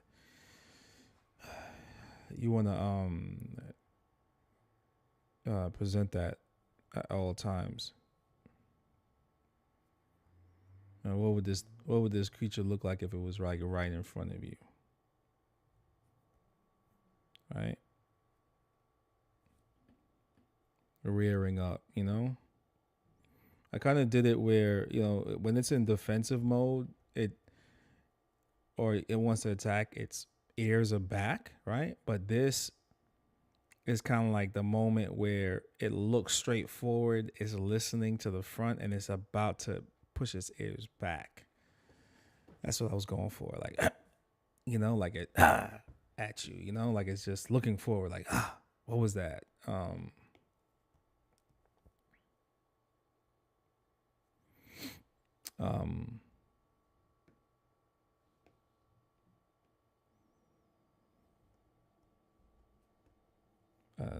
That's the idea of this front-facing dragon, right? Its eyes are bulging. It's locked on and hasn't focused and dimmed its eyes, you know? This is something that's like looking out.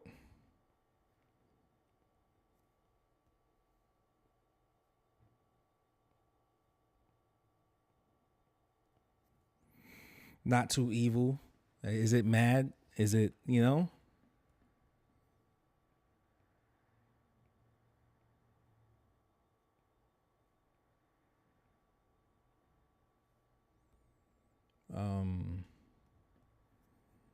It's kind of like where my brain takes me when I draw them, you know, like well, this one in particular, like what I was thinking about, like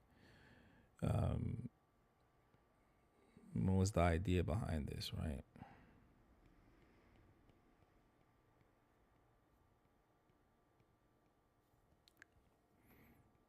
Everything curves, you know, everything.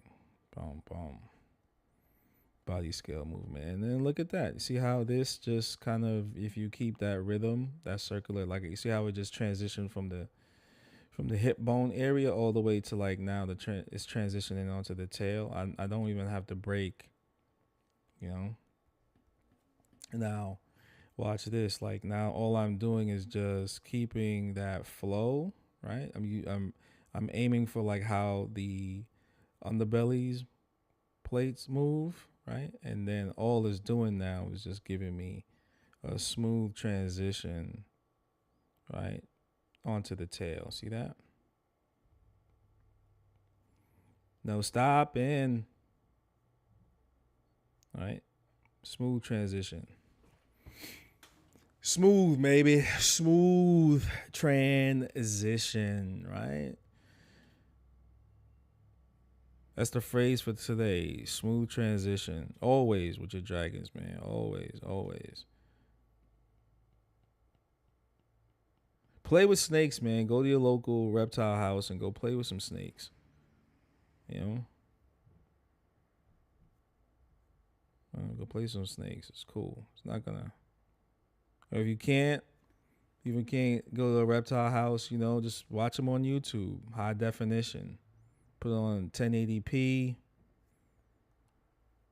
You know, your phone is there. Your girl's gonna be yelling, "Why you always on your phone? Why you always on your phone?" I'm watching this. You know, this is what I'm watching. She ain't never gonna understand, but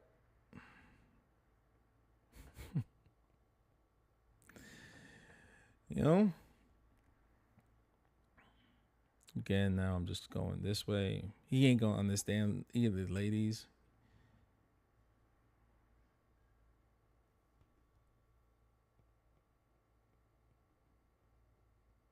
He might.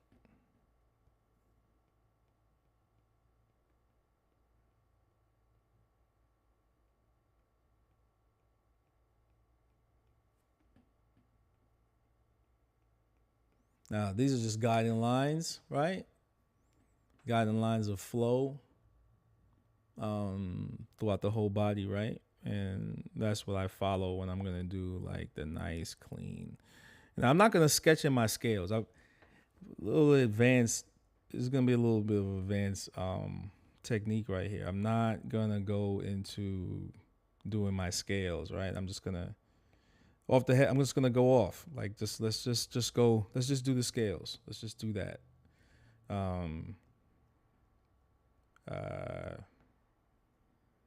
You know, and oops, inking. And all I'm doing now is just following the momentum of curves, right? Let's keep them a little bit more chunkier. Let's keep them a little bit bigger. Bang. Bang. I remember what you said, Grind. Make them spank, make them bigger. So that's what I'm doing. Don't make them all, you know.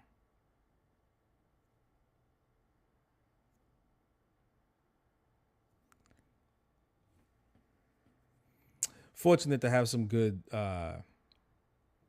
teachers along the way. Grime is one of them. Henry Lewis. You know. Still learning, B. Still learning. Now, let's, well, see, I don't like that. There we go. And this. Now, it's just taking your time. Like now I'm just going to tell myself, just slow down and relax. Relax, Dre. Yes, I will. I'll relax. Just relax, Dre. It's gonna. That was a little too big. A little off. What's up with me right now? There we go. Yeah, there we go. We're good. We're flowing right. I'm gonna cut back. I'm cutting back early.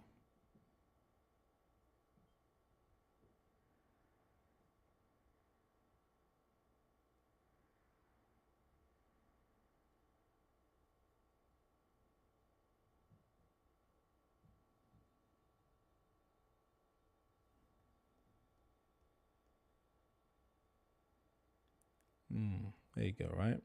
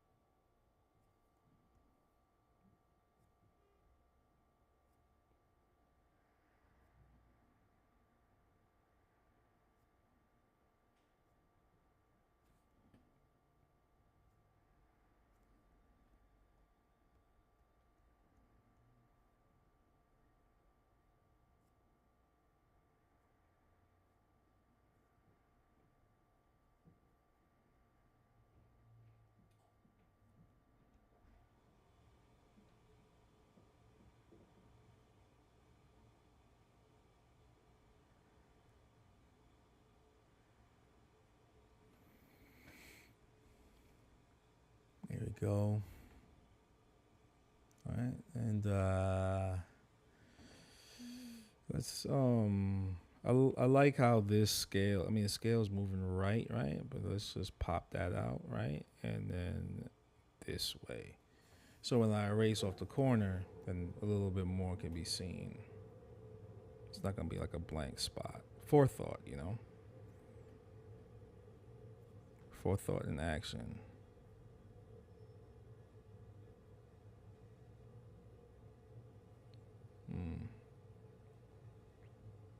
There we go. Oh yeah, I forgot this part. Here we go. Let's do this side. Now.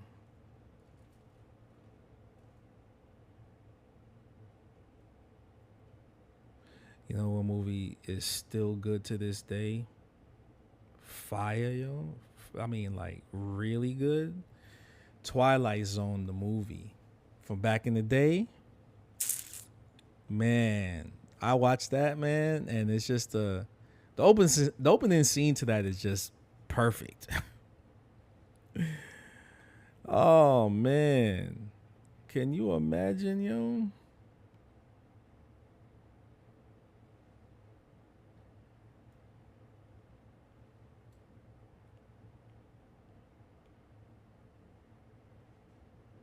You want to see something really scary? Oh man, you want to see something scary? Yo, if anybody in your car says that to you, bounce, jump out the car, be like, I gotta go, peace, I'll walk.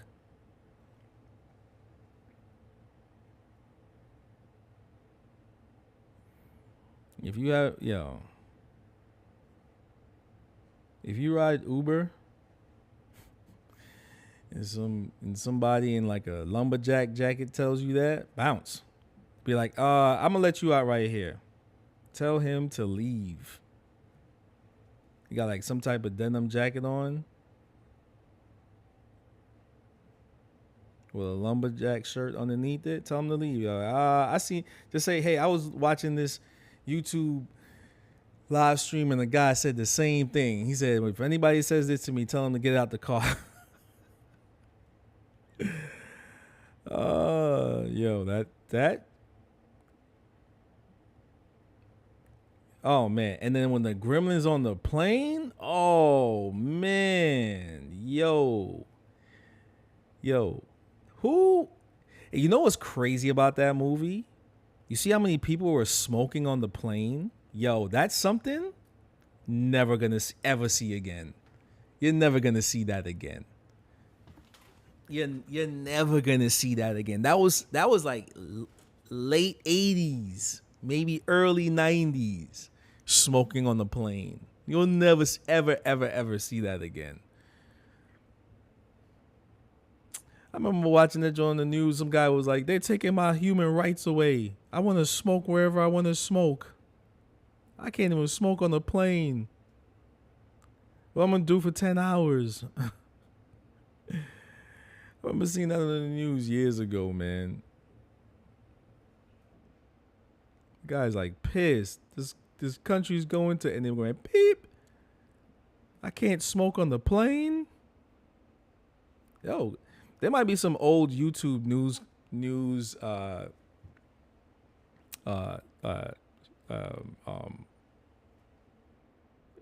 footage of that, of some guy and this lady, but it's the guy, man. It's the guy talking that talk. I can't smoke on the plane. Blah blah blah. I was like, what?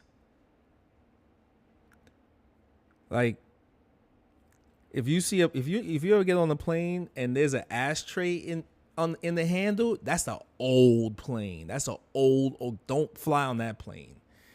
There's no more ashtray. Remember, cars used to have that.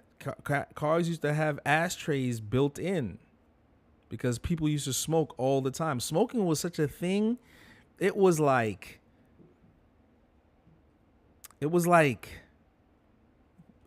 breathing. They'll be like, I mean, this is in the 2000s, man. Like, I worked on the New York Stock Exchange, and like, that's, people went outside to smoke. But before that, they were smoking inside the building.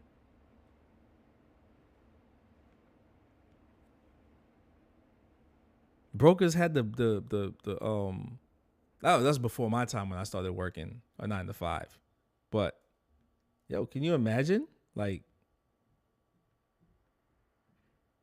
you know, like you went to work and you can smoke a cigarette in the office building.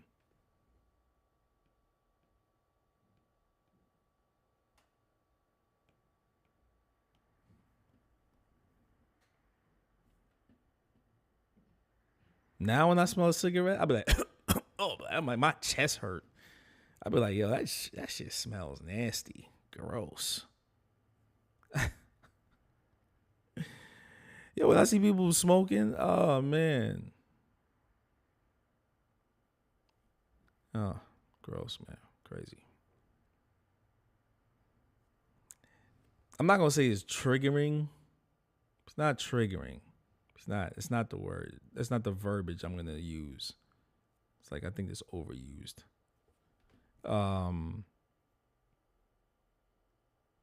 It's not my thing, man.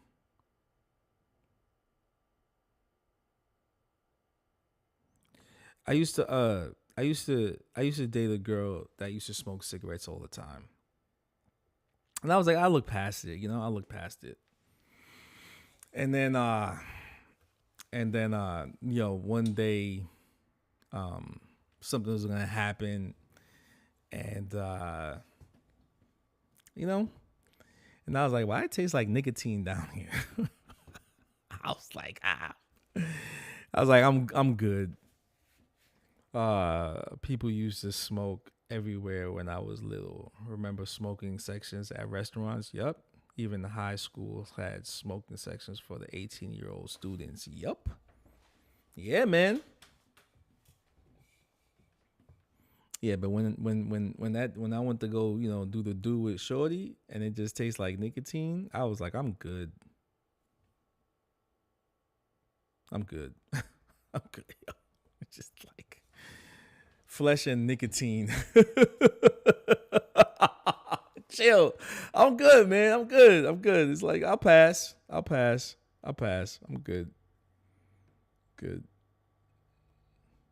Not a good taste.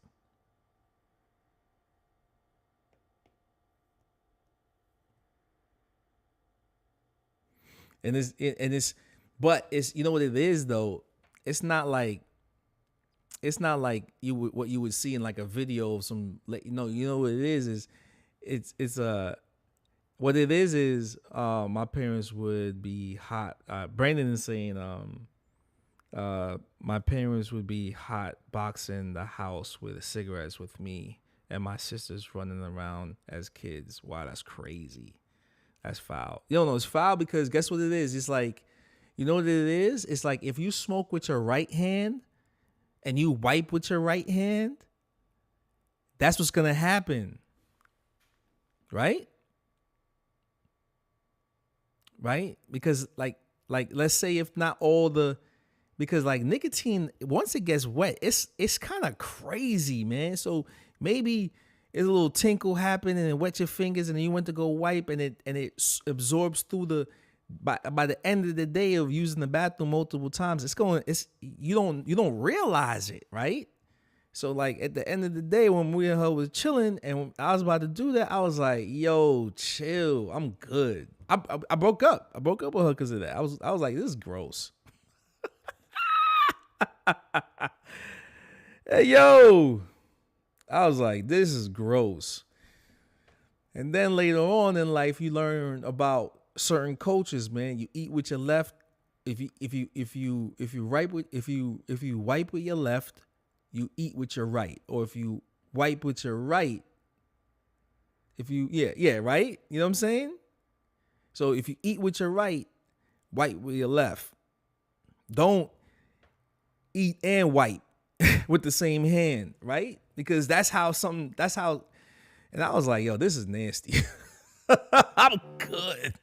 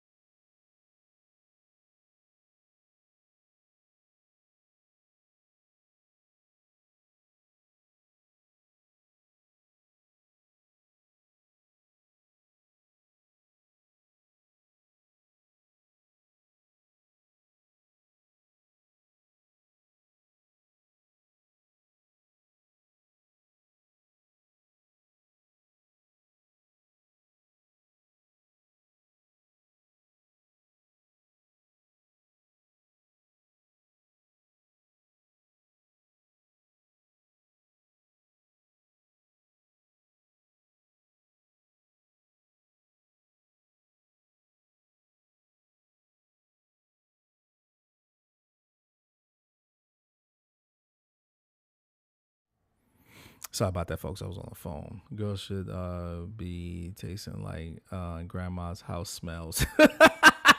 Yo, Brandon is funny. Yo, man. Yo.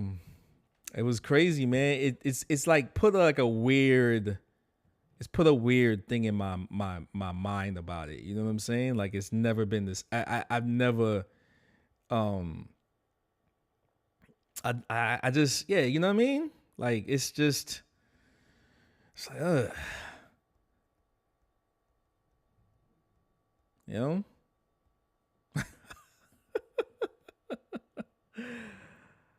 uh I have to laugh at it because it happened to me, you know what I mean? It happened to me. You know? That's what I gotta tell my son, man. She don't date a girl that smokes cigarettes. Trust me. Don't date them.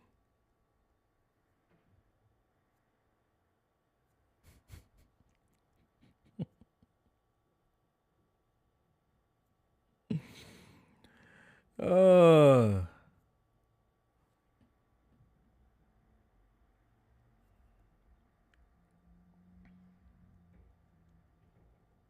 yeah. I literally did the I was like, yo, I'm good. I'm good, man. I can't do it right now. Chill. Well, I ain't I'm like, yo.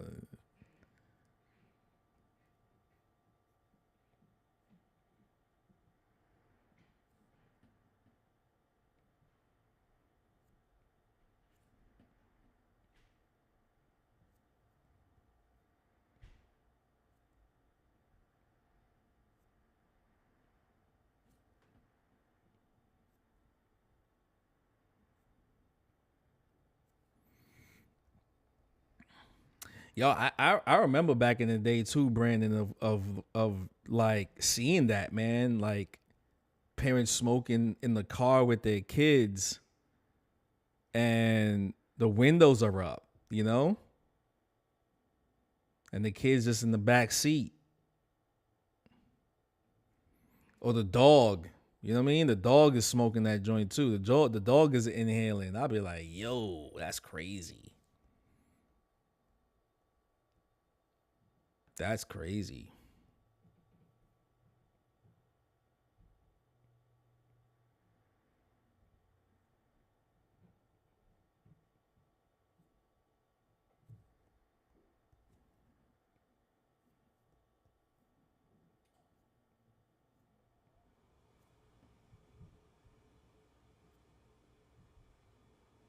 I don't know. It was like some movie I was out. Where was I? Maybe I was in New York, and it was like they trying to make it like a comeback, like smoking outside, and I was like smoking cigarettes, and I was like, I don't know, man, not yet, too soon.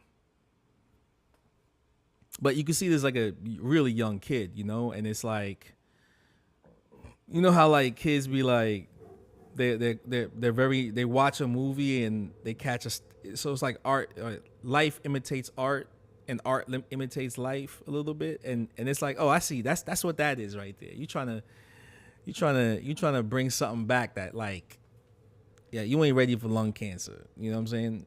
You know, talk to my wife about that shit.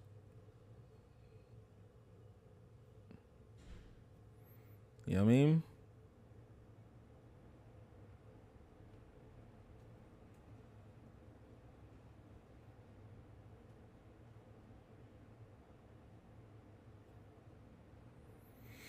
um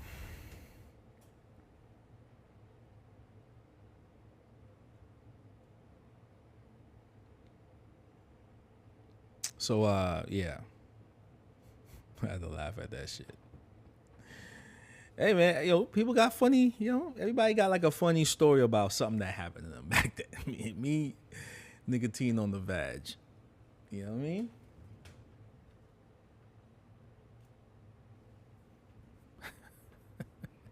Menthols.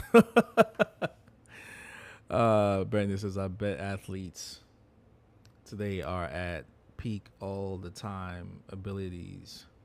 They don't have to grow up in a world filled with cigarette smoke everywhere and eating preservatives and GMOs full of microplastics. Yo, yeah, man.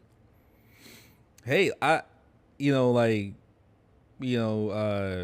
what was I saying? Like, this might be like the healthiest generation, in a long time. The amount of, like, let's say, preservatives that have been developed, in the last, let's say, 40 years, like food dyes and all this other stuff. It's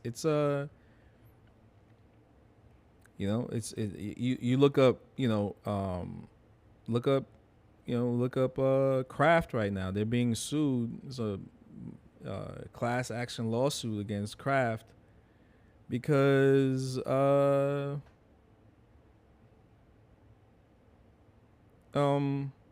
were using addictive ingredients to make their ketchup sell. You know what I mean? Macaroni and cheese sell. Yeah. And then if you look up who owns Kraft, you're gonna be like, wait, what? So if you ever get a check in the mail, don't cash it. Don't cash it. They owe you more money. Our parents grew up with lead paint and asbestos. No wonder the baby boomers were all a little off. Yo, man, yeah, for real. I mean, well, it's even before that. It's even before that. Like, you remember there was a lot of kids back in the day that used to drink Coca-Cola, and you know what was in Coca-Cola. Before they were even doing the science behind it, that's what was in Coca-Cola, the booger sugar. And what did that do? They used to prescribe methamphetamines to people, So imagine you drinking Coke with Coke in it, and some people would get prescribed meth. And who were these people? They were like businessmen. They were like people of influence. So again, we could go down the rabbit hole of like what drugs have done to society, right? But the lasting effects of what certain things were introduced to society, right?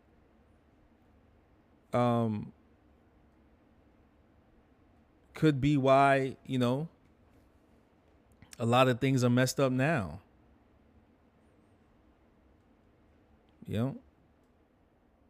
Because a lot of drugs just are activated off of, they work off of what's in your psyche, right? You know what I mean? And if you come from a prejudiced background, like mixed with like whatever drugs that you were on back then, help make your decisions,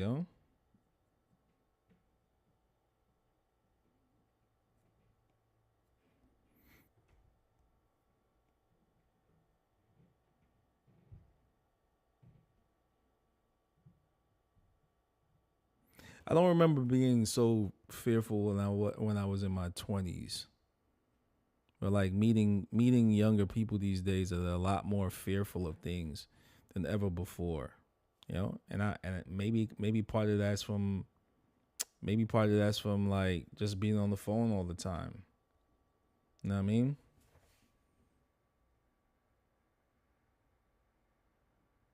Those cocaine cola kids fought in World War II. Yeah. Yeah, man. Facts. Yeah.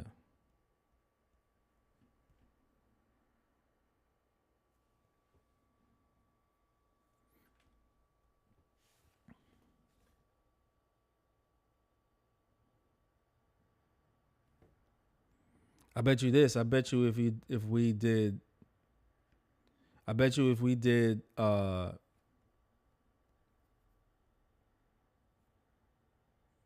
having like your own independent studies on what drugs were introduced when, and then, you know, look, lead paint, asbestos, like lead paint, right, makes you go crazy, right? And some of the craziest people came out after lead. And how long were they using lead in paint? For a very long time, man. For a very, very, very long time. It's to the point where, you know, some of these crazy people are being praised to this day. You know what I mean? So, but they were just, you know, they were just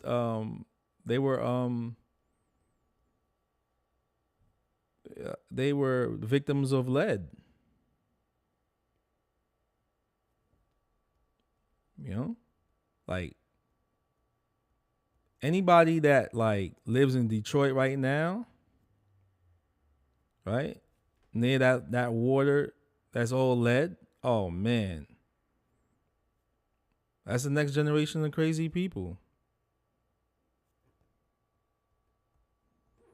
I'm gonna have to tell my kids stay away from anything Detroit related. Y'all know that, if you're relying on these corporations to give you clean water, who knows how they're gonna cut corners, man? Who knows the corners that they're gonna cut? They'll make that dollar, and if they get arrested later on, they got the friends to bail them out. And that's a whole fact. They got friends to bail them out. They're never really gonna see prison. That's why, like, you gotta say to yourself, like, why do they keep doing this stuff, man? Like, why don't they just get it right? Because they have friends in high places. Not to sound like a conspiracy theories, but that's how it is. Me and that dude went to we were Boy Scouts.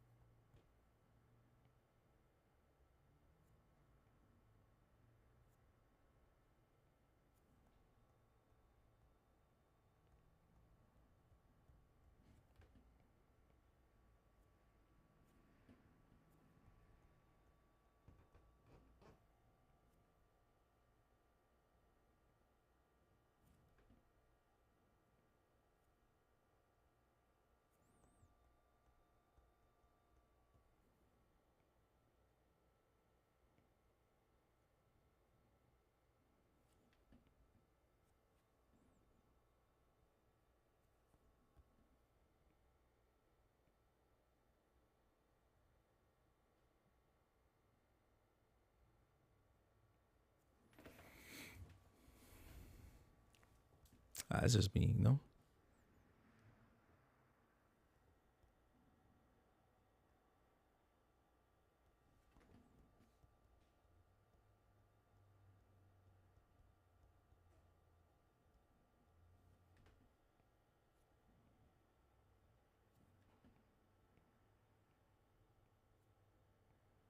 Sometimes when I want to really get the flow right, I will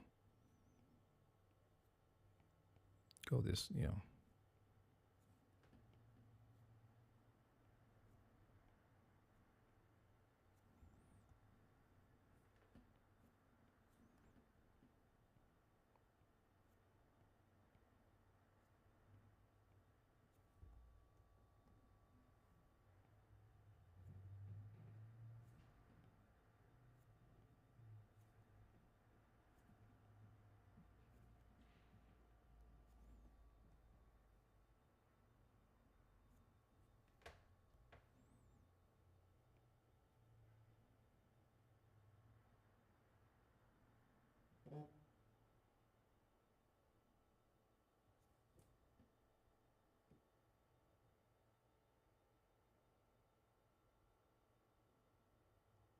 All right, folks, I got to get on this call real quick.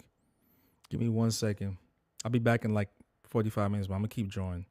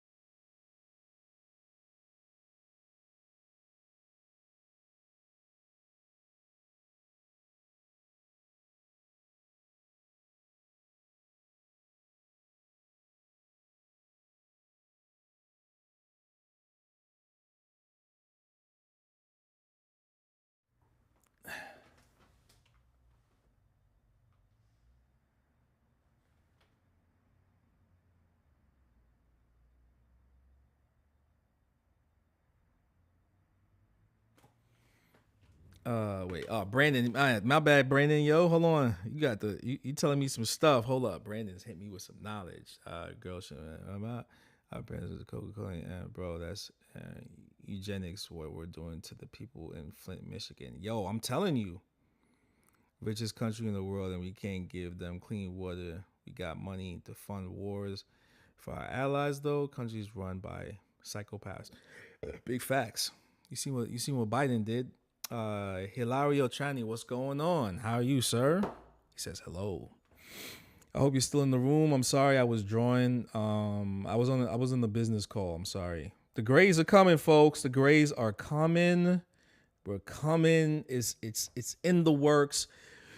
Next year it relaunches. The money, trying to get this, trying to keep it going, or not even trying to keep it going, but getting it. It's gonna get relaunched right, and this is gonna be something really special for tattooers. All right. Okay, tatters. I'm doing something really dope that ain't no other tattoo company doing. You know what I'm saying?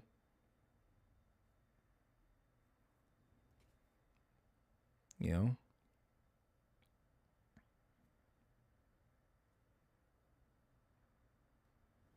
All right?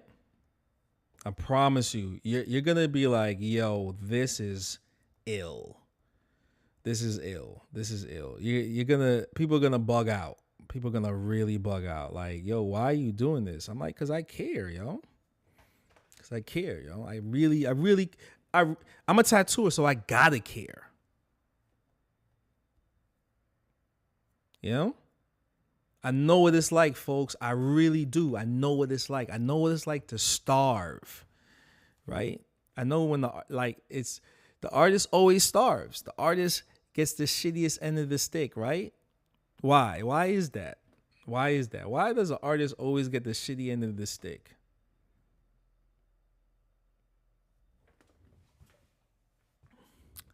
You know what I'm saying? Why? Why do we always have to get the shittiest end of the stick? Why? But now, if you can change it, right? I'm not about complaining. You know, if I talk about something, trust me, I'm working on the problem. I'm working on the answer to the problem, right? And only the person that's going through it with his or hers fellow artists around the world, right? You know, only the one that's going through it can fix it, right? And so, like, the best idea is to actually do it. I made a product. If you choose to buy it, it will fix the problem, and you're not gonna starve. You'll be able to, like, on them lean times, be like, yo, I got this. That nigga Andre Malcolm did this for us. I hate niggas, but guess what this nigga did for me? That's what I want to hear. I want you to say that. I want you to say, this nigga did this for me, but how come you, that shares the same skin color as me, ain't do it, but this nigga's doing it? I want you to be like, yo. I want you to give me shout outs.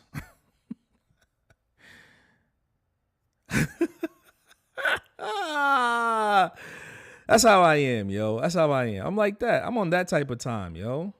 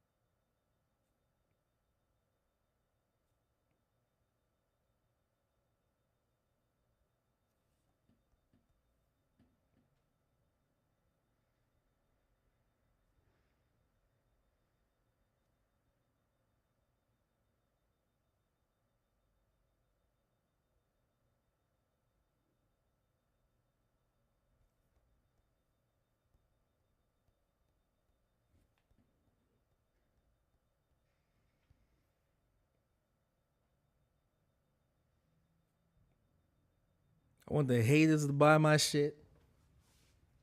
They can hate on me too. The black haters, the white haters, the Asian haters. If you hate, man, just buy it anyway. You're going to buy it. I'm telling you, you're going to buy it. You're going to be like, oh, fuck, man. Really? And I'm be like, yo, hold that, man. Go feed your family. Go feed your family, man. I know you hate. Go feed your family, though. Here, that's for you. I'm telling you. You're going to be like, oh, fuck. How? I'm be like, I can't tell you, but here, hold that.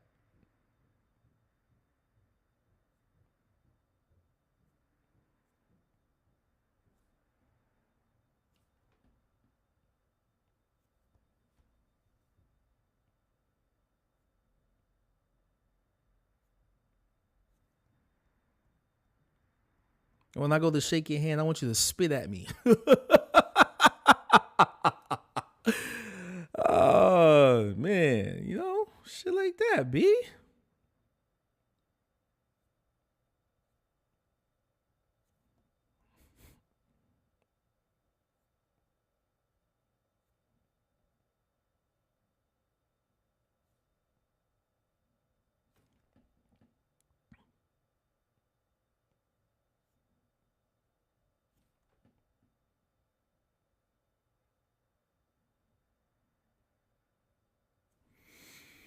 All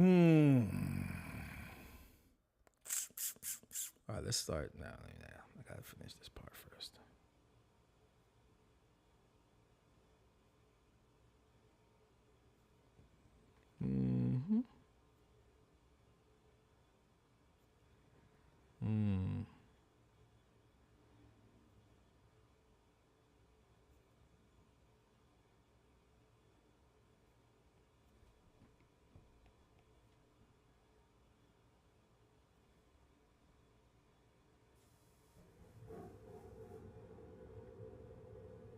So you gotta like look at stuff, cut it back, you know?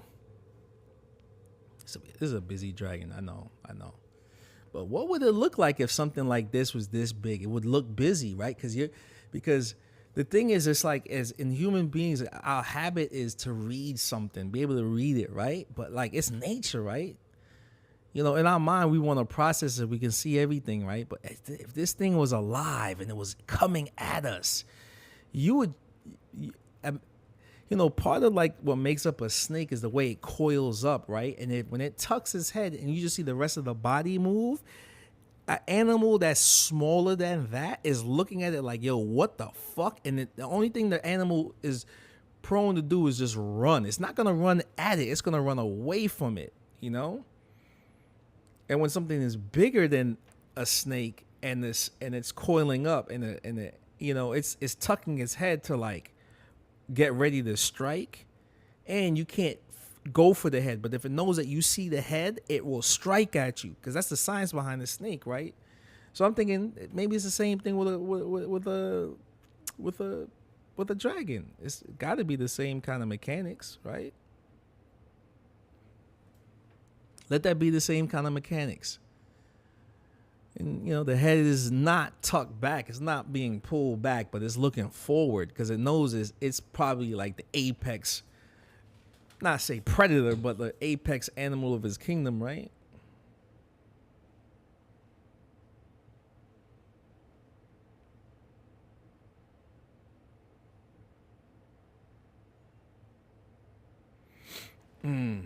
So that's the idea of this design, you know.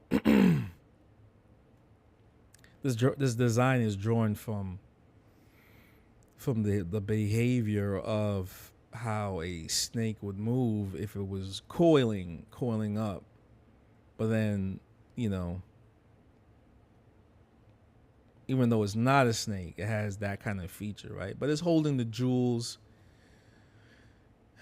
2 jewels.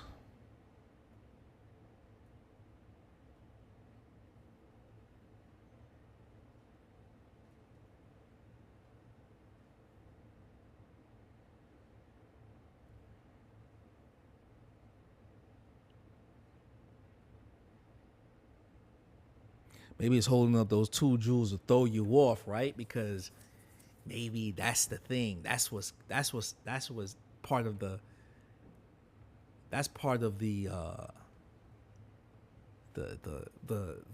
you're gonna look at the jewels. You're not gonna look at his head coming at you, right?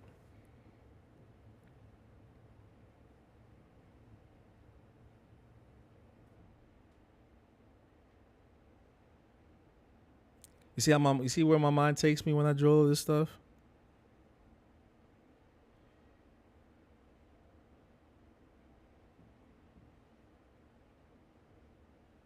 I mean, literally, this is what the stuff I be thinking about.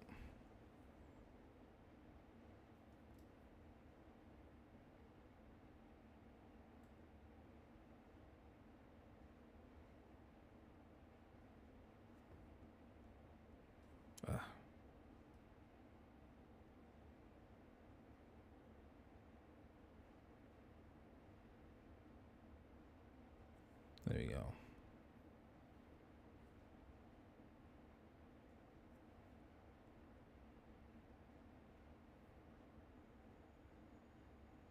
All that gets taken out. These little dots right there. And then what I'll do, I'll just cut back on that. Turn that off. Bang, bang. I don't like that. Hold up.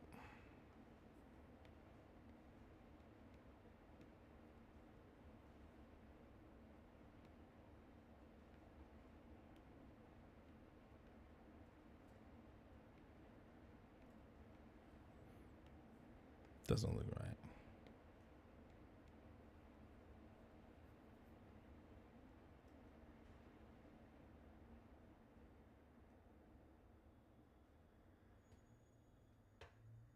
Woo, nonstop.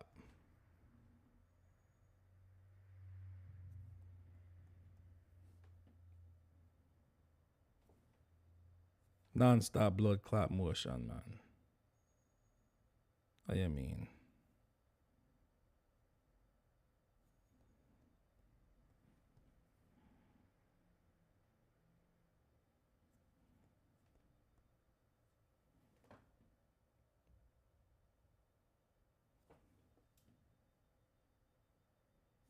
Carotid. All right, there we go. Mm-hmm. Hey. Hey, hey, hey, hey, hey, hey, hey. There we go.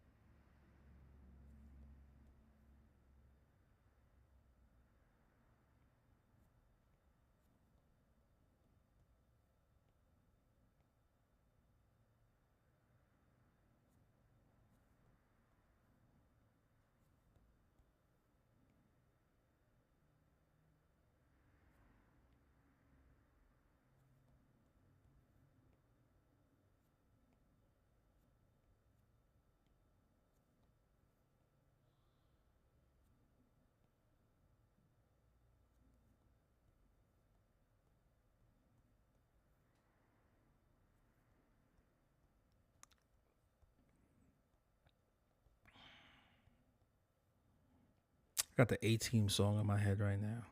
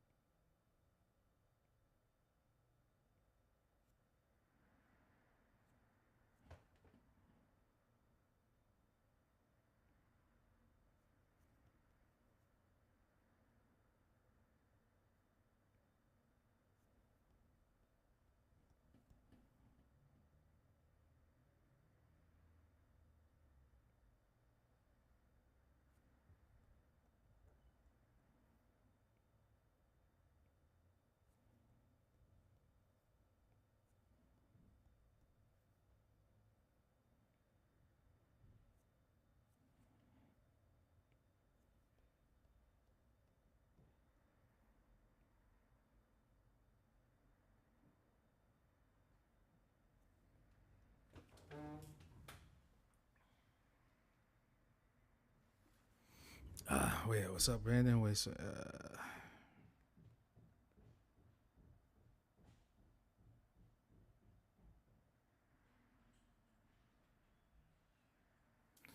the black thing? The left? Oh, that's a rock.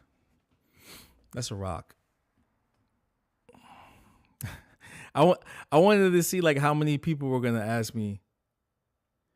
Hey, what's that? What's this? What's that? This right here. Oh, it's a rock.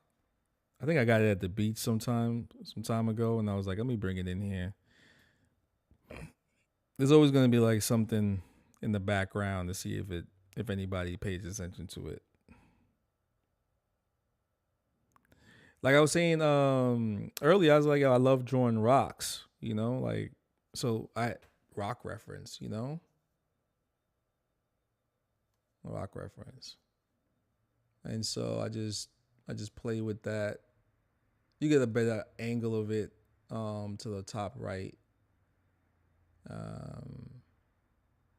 But yeah, and what you can see with it is kind of cool, right?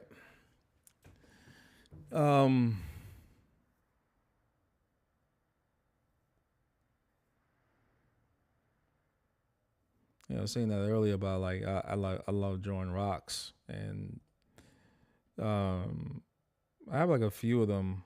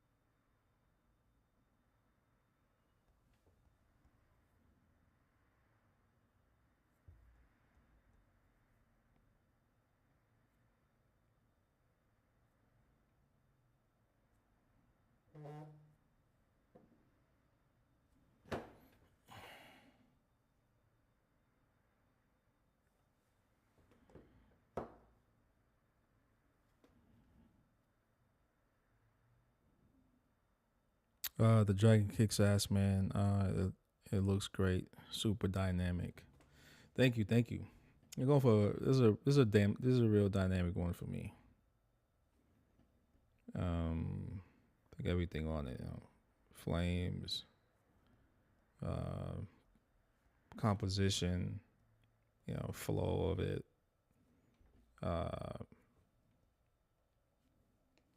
That video game got me all fucked up in the head, man.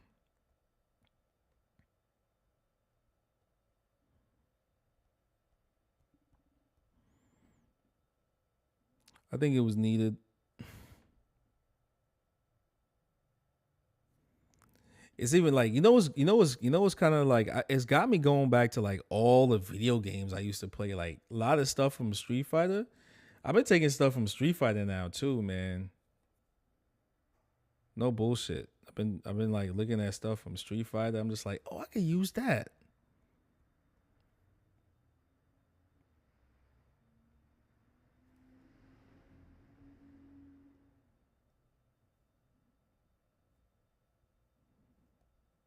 Like Street Fighter, like my daughter loves.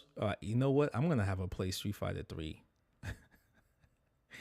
She loves the soundtrack, man. She likes Elena. She loves that sound. She loves her sound. Her theme music. Yo, I saw this. Yo, Brandon, I saw this mean Street Fighter player, Eleanor player. I was like, yo, like every move this person was parrying, like pop, pop, pop, pop, pop. I was like, hey, yo, stop, yo, give up, man, give up. This guy had to be like, I can't remember his name either, man. I saw it the other day. Like, it'd be a parry master, like parrying every move.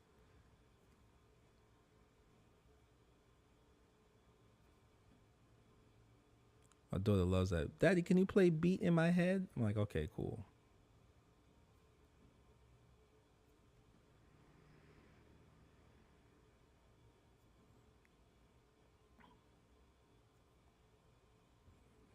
Yo, Capcom better have like their own streaming service because they got a good catalog of albums to listen to.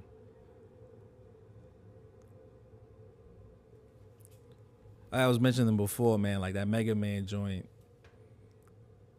I wonder if like Capcom like signed off. Like, they must have signed off on it. They must have signed off on Mega Man. All right. What would be Capcom's mascot? Would it be Street Fighter or would it be Capcom?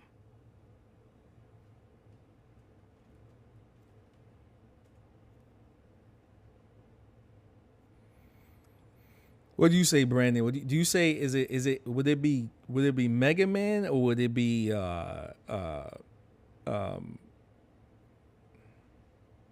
Street Fighter? I don't really have an answer for that one because I don't want to just make this put out an answer and then Mega Man fans come at me like,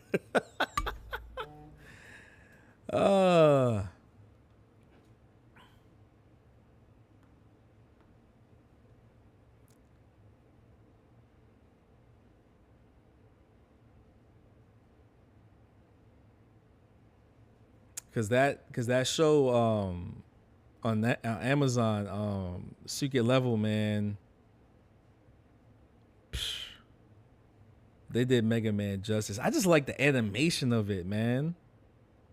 Like they went in.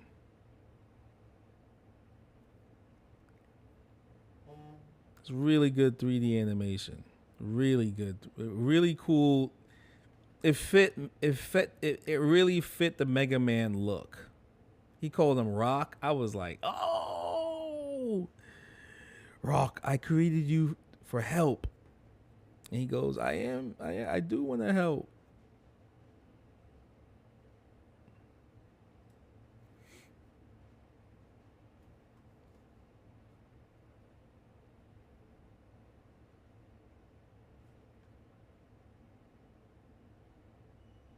I think there's gonna be another one because there's something that Dr. Light isn't saying about Mega. Like, what is? I gotta find out the full story of Mega Man, yo. I got to, man. Capcom is genius, man. Capcom, like, they've created, like, Capcom's got to be like the Marvel of video games. Like, if there's Marvel comics, Capcom got to be that they got to be the equivalent. I think that's why they actually did Marvel versus Capcom, because, you know, and they did Marvel characters justice. Yo, did you ever see that meme about Cyclops? Cyclops gives the best dap. And it's like Cyclops and Ryu dapping each other, and his dap is like old school dudes from the, like, just dap, you know what I mean? And I was like, yo, this is, and the comments, all dudes that play Street Fighter. That the comment sections for that was straight Marvel versus Capcom players. That's who was in there. That got to be other than Street Fighter 3. Man, think. All right. I'll stand on this hill by saying this. I think Marvel versus Capcom, right? 1 and 2 kind of takes out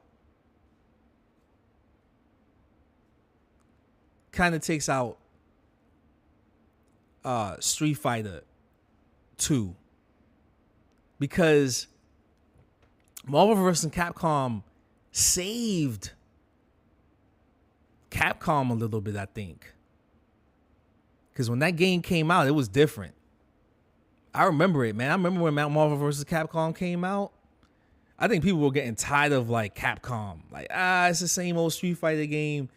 Same old Street Fighter, nothing. And then Marvel vs. Capcom came out. Dudes was like, wait, what? That came out, dudes was going stupid for it. I didn't even play it. I was like, this is too much, man. Popping you up in the air, pop, 1,000 combos. I couldn't do it. I fell back. To just the regular Street Fighter 3. There was Street Fighter 3 players, and then there was Marvel vs. Capcom players.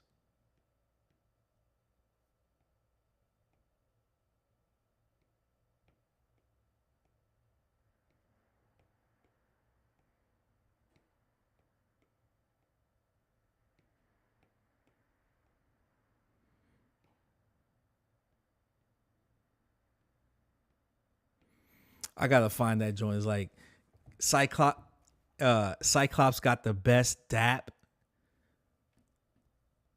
Like the way, and then people were like how like Cyclops and Ryu complement each other. Like if there was really a universe, Cyclops, when he sees Ryu's, automatically, that's my brother right there. I'm dapping up my brother real quick.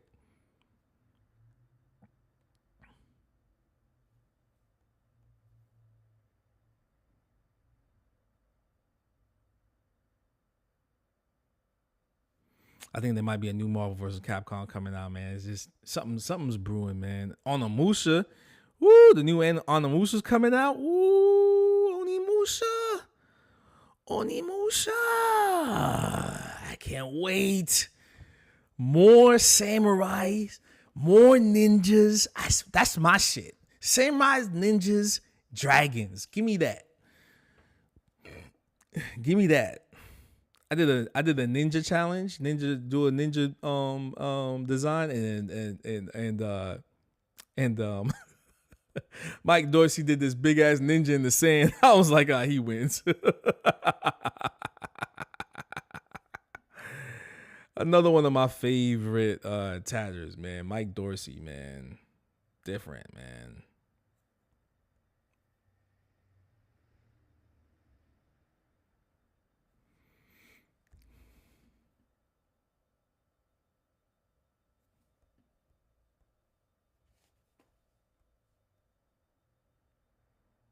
I got original Mike Dorsey. I'm happy with that.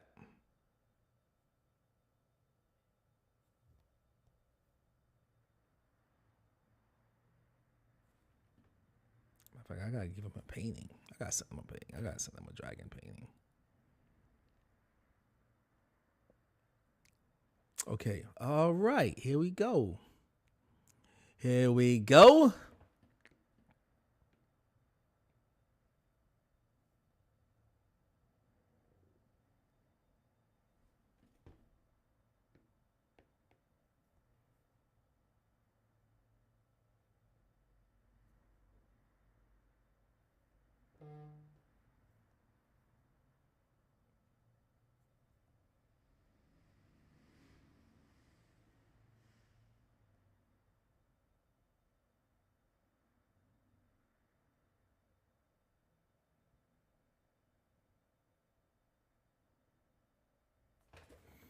Run, you motherfuckers is coming. That's the feeling I want to give for this dragon. It's like coming at you, man. Some bold elements to it. Some really tweaky elements to it. A little bit of everybody.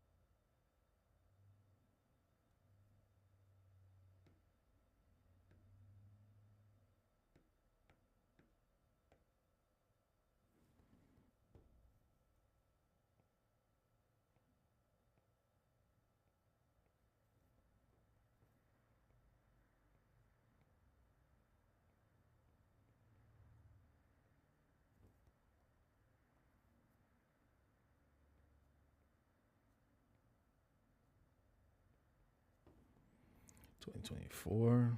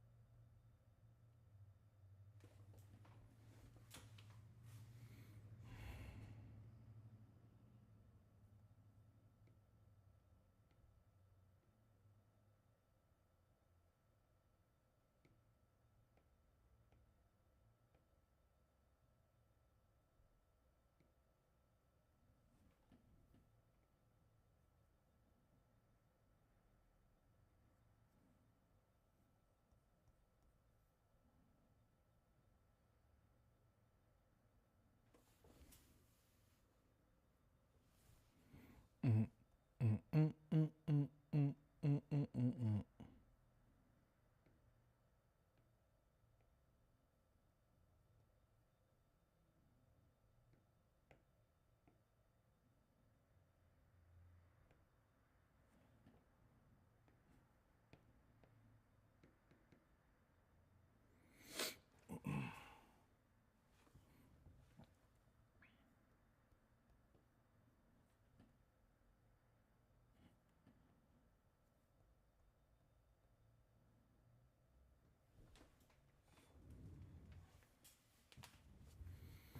All right. Dragon number 92, part 3 is done. It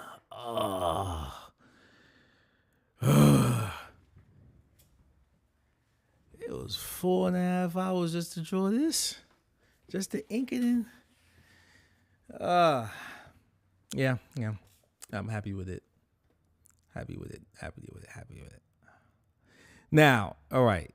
This is the end result. This is like this is me 23 years, about to be 24 years. 23 years of tattooing. Been doing learning Japanese style tattoos 20 years. So this is 20 years in. This is like my most, recent attempts at doing it, and practitioner of this. And yeah, it's a lot of work. It's not. This is, this folks is just.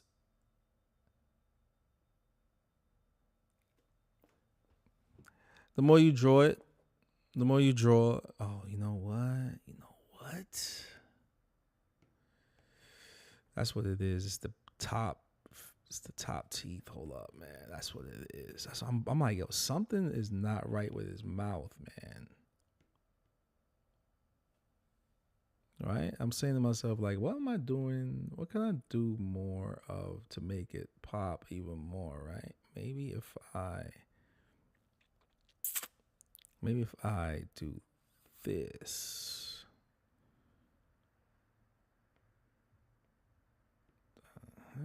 Let's move this over just a little bit more.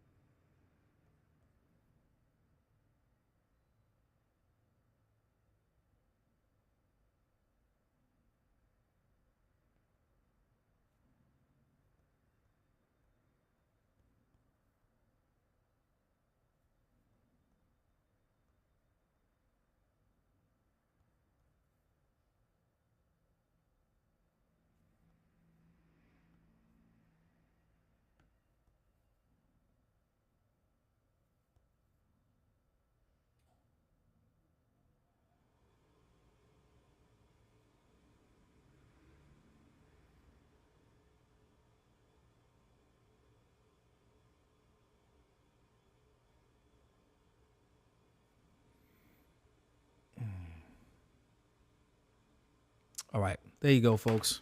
Thank you so much. Let's zoom out. How's that? Let's give a little bit more depth to the teeth. Depth. All right. These pop out here. These over here. Right. Right.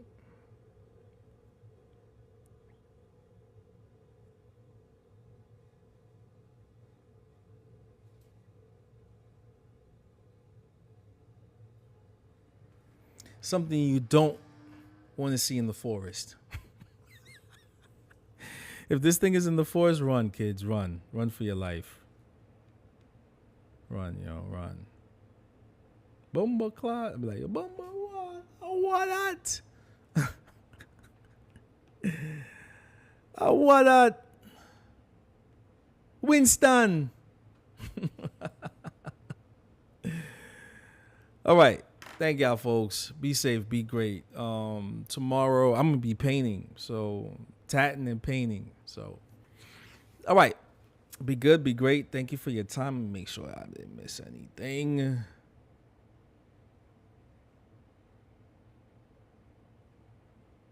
Any questions, folks? Any questions before I jump off? Oh, we're like 40 people came through today? Just in and out, huh? They ain't say hi or nothing, you dirty bastards. All right. Y'all be good. Y'all be great. Peace. Take care. And thank you for your time, man. Thank you for your time. Thank you for the discussion. And remember this. If you eat with your right, wipe with your left. If you eat with your left, wipe with your right. All right? I'm just saying. Remember that. If you eat with your right, wipe with your left. All right. Be good. Be great. Take care. Love y'all.